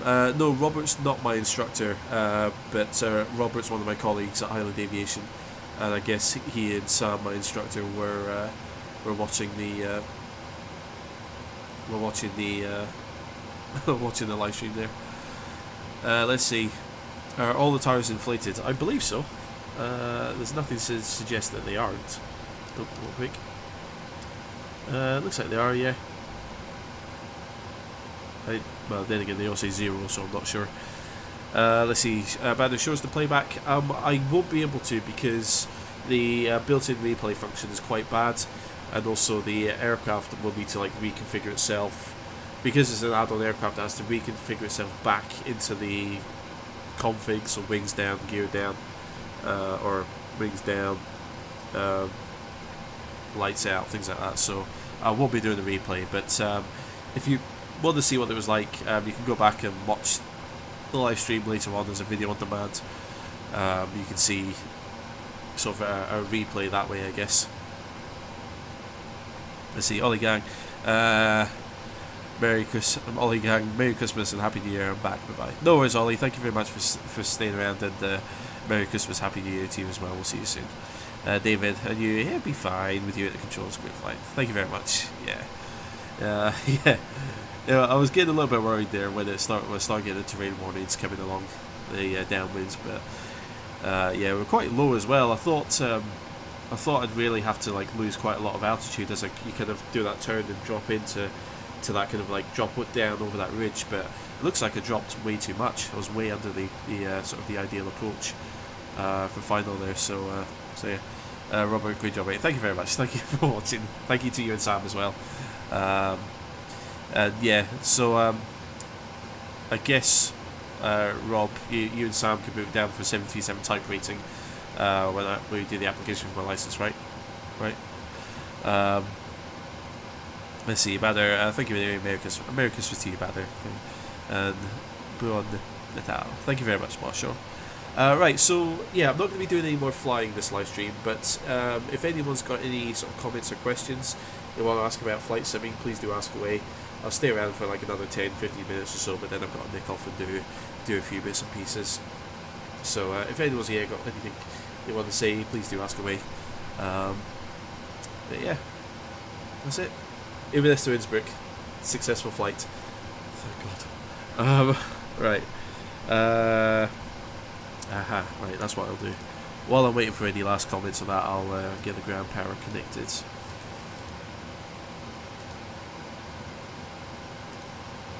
That way we can turn off the APU. So ground power there, APU off.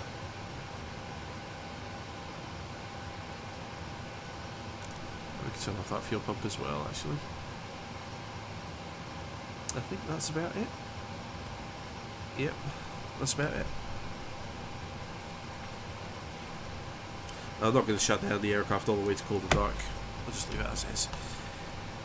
Riskas, see you next time. Merry Christmas to you. Merry Christmas to you, Riskas. Thank you very much for coming along. And you as well, Netraxer. Thank you very much.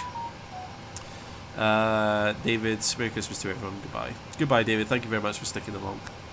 Or for coming along and sticking around, I guess. That's what I'm trying to say.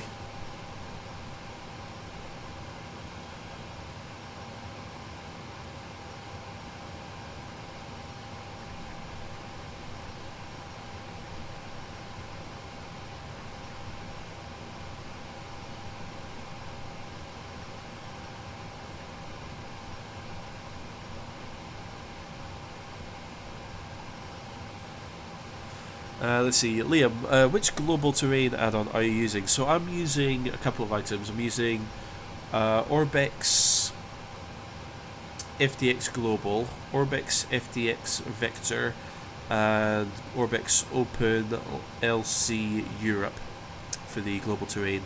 I've also got the Innsbruck airport by Orbex as well. The airports that I took off from Inverness, that was developed by a company called Sim720, who have got a Christmas sale on just now. So if you want a good rendition of Inverness airports, or different, many different airports, they actually do quite a few smaller airports. Go and check them out. Sim720.com. I have to give Sim720 a shout out because they really supported me early on in the channel's history. One of their staff members reached out to me and saw that I was doing a lot of videos out of Inverness, and they reached out to me and said, look, we love what you're doing, and we'd like to sort of offer you our entire product library for nothing. So I have to give a shout out to Sim720 for being so generous and supporting me so early on in my channel's history. This was back when I had like less than 2,000 subscribers. They really liked and saw what I was doing, so I would highly recommend their work as well. I'm getting so emotional, my voice is cracking. So they do Inverness Airport, they do Oban Airport in Scotland, they do a couple of American airports, like St. McClelland Paloma or something like that. They do Caernarfon, or in Wales, I think that's how you pronounce it. They do a couple of airports in Germany, and I think one in Norway as well.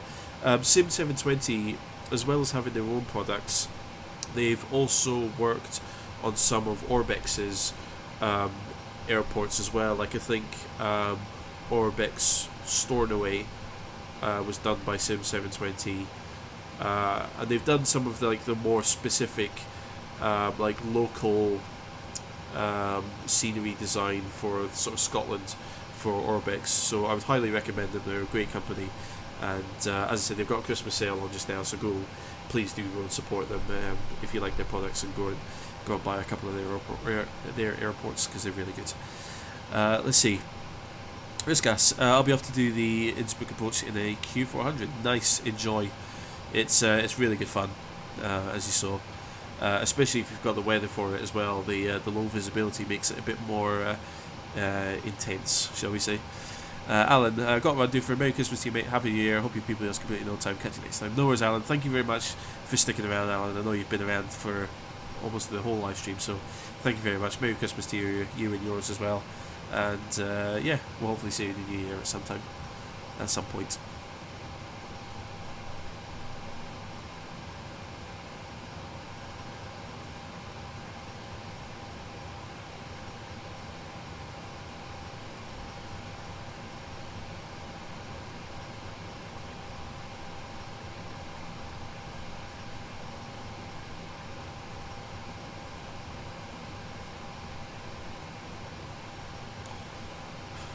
Let's see.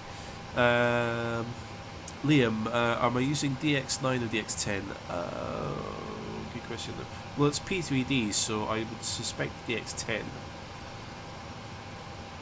Yeah. Curious, Merry Christmas in advance. Thank you for your videos and aviation tutorial. No problem at all, Curious. Thank you very much for coming along, and Merry Christmas to you as well. Right, okay, if there's no other comments or questions, I'm going to wrap things up there. Curious, very helpful during your PPL. I'm glad, thank you very much. I'm glad that my videos were high enough quality to help you during your PPL, so again, thank you very much for watching them. And yeah, to anyone else who's left, if you've got any last comments or questions, please do ask away. If not, we will wrap up the stream there. But anyway, just to recap, so that was a flight from Inverness in Scotland to Innsbruck in Austria. It's just a kind of a Christmas special that we do here on the Do For 911 channel. So yeah, thankfully it was a successful flight and a good landing, and yeah, so looking forward to next year. I don't think I'll do another live stream before 2020,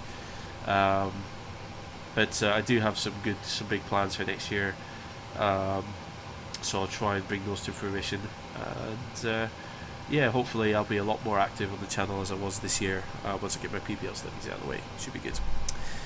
Anyway, Ollie gang, goodbye to you there. Right, I think that's about it. Well, YouTube said I've got 0 viewers now, so yeah, I'm going to wrap it up there. So again, one last thank you to Russell as well for your £5 donation during the live stream. That will certainly be invested in some good biscuits for everyone at home in aviation. But yeah, I'm going to call it a night there, or call it a day there. So until the next time, I wish you all a Merry Christmas. For those of you who don't celebrate Christmas, Merry or Happy Holidays to you, and yeah, we'll see you in the new year. So until next time, thank you all very much for watching. Take care out there, and I will catch you all later.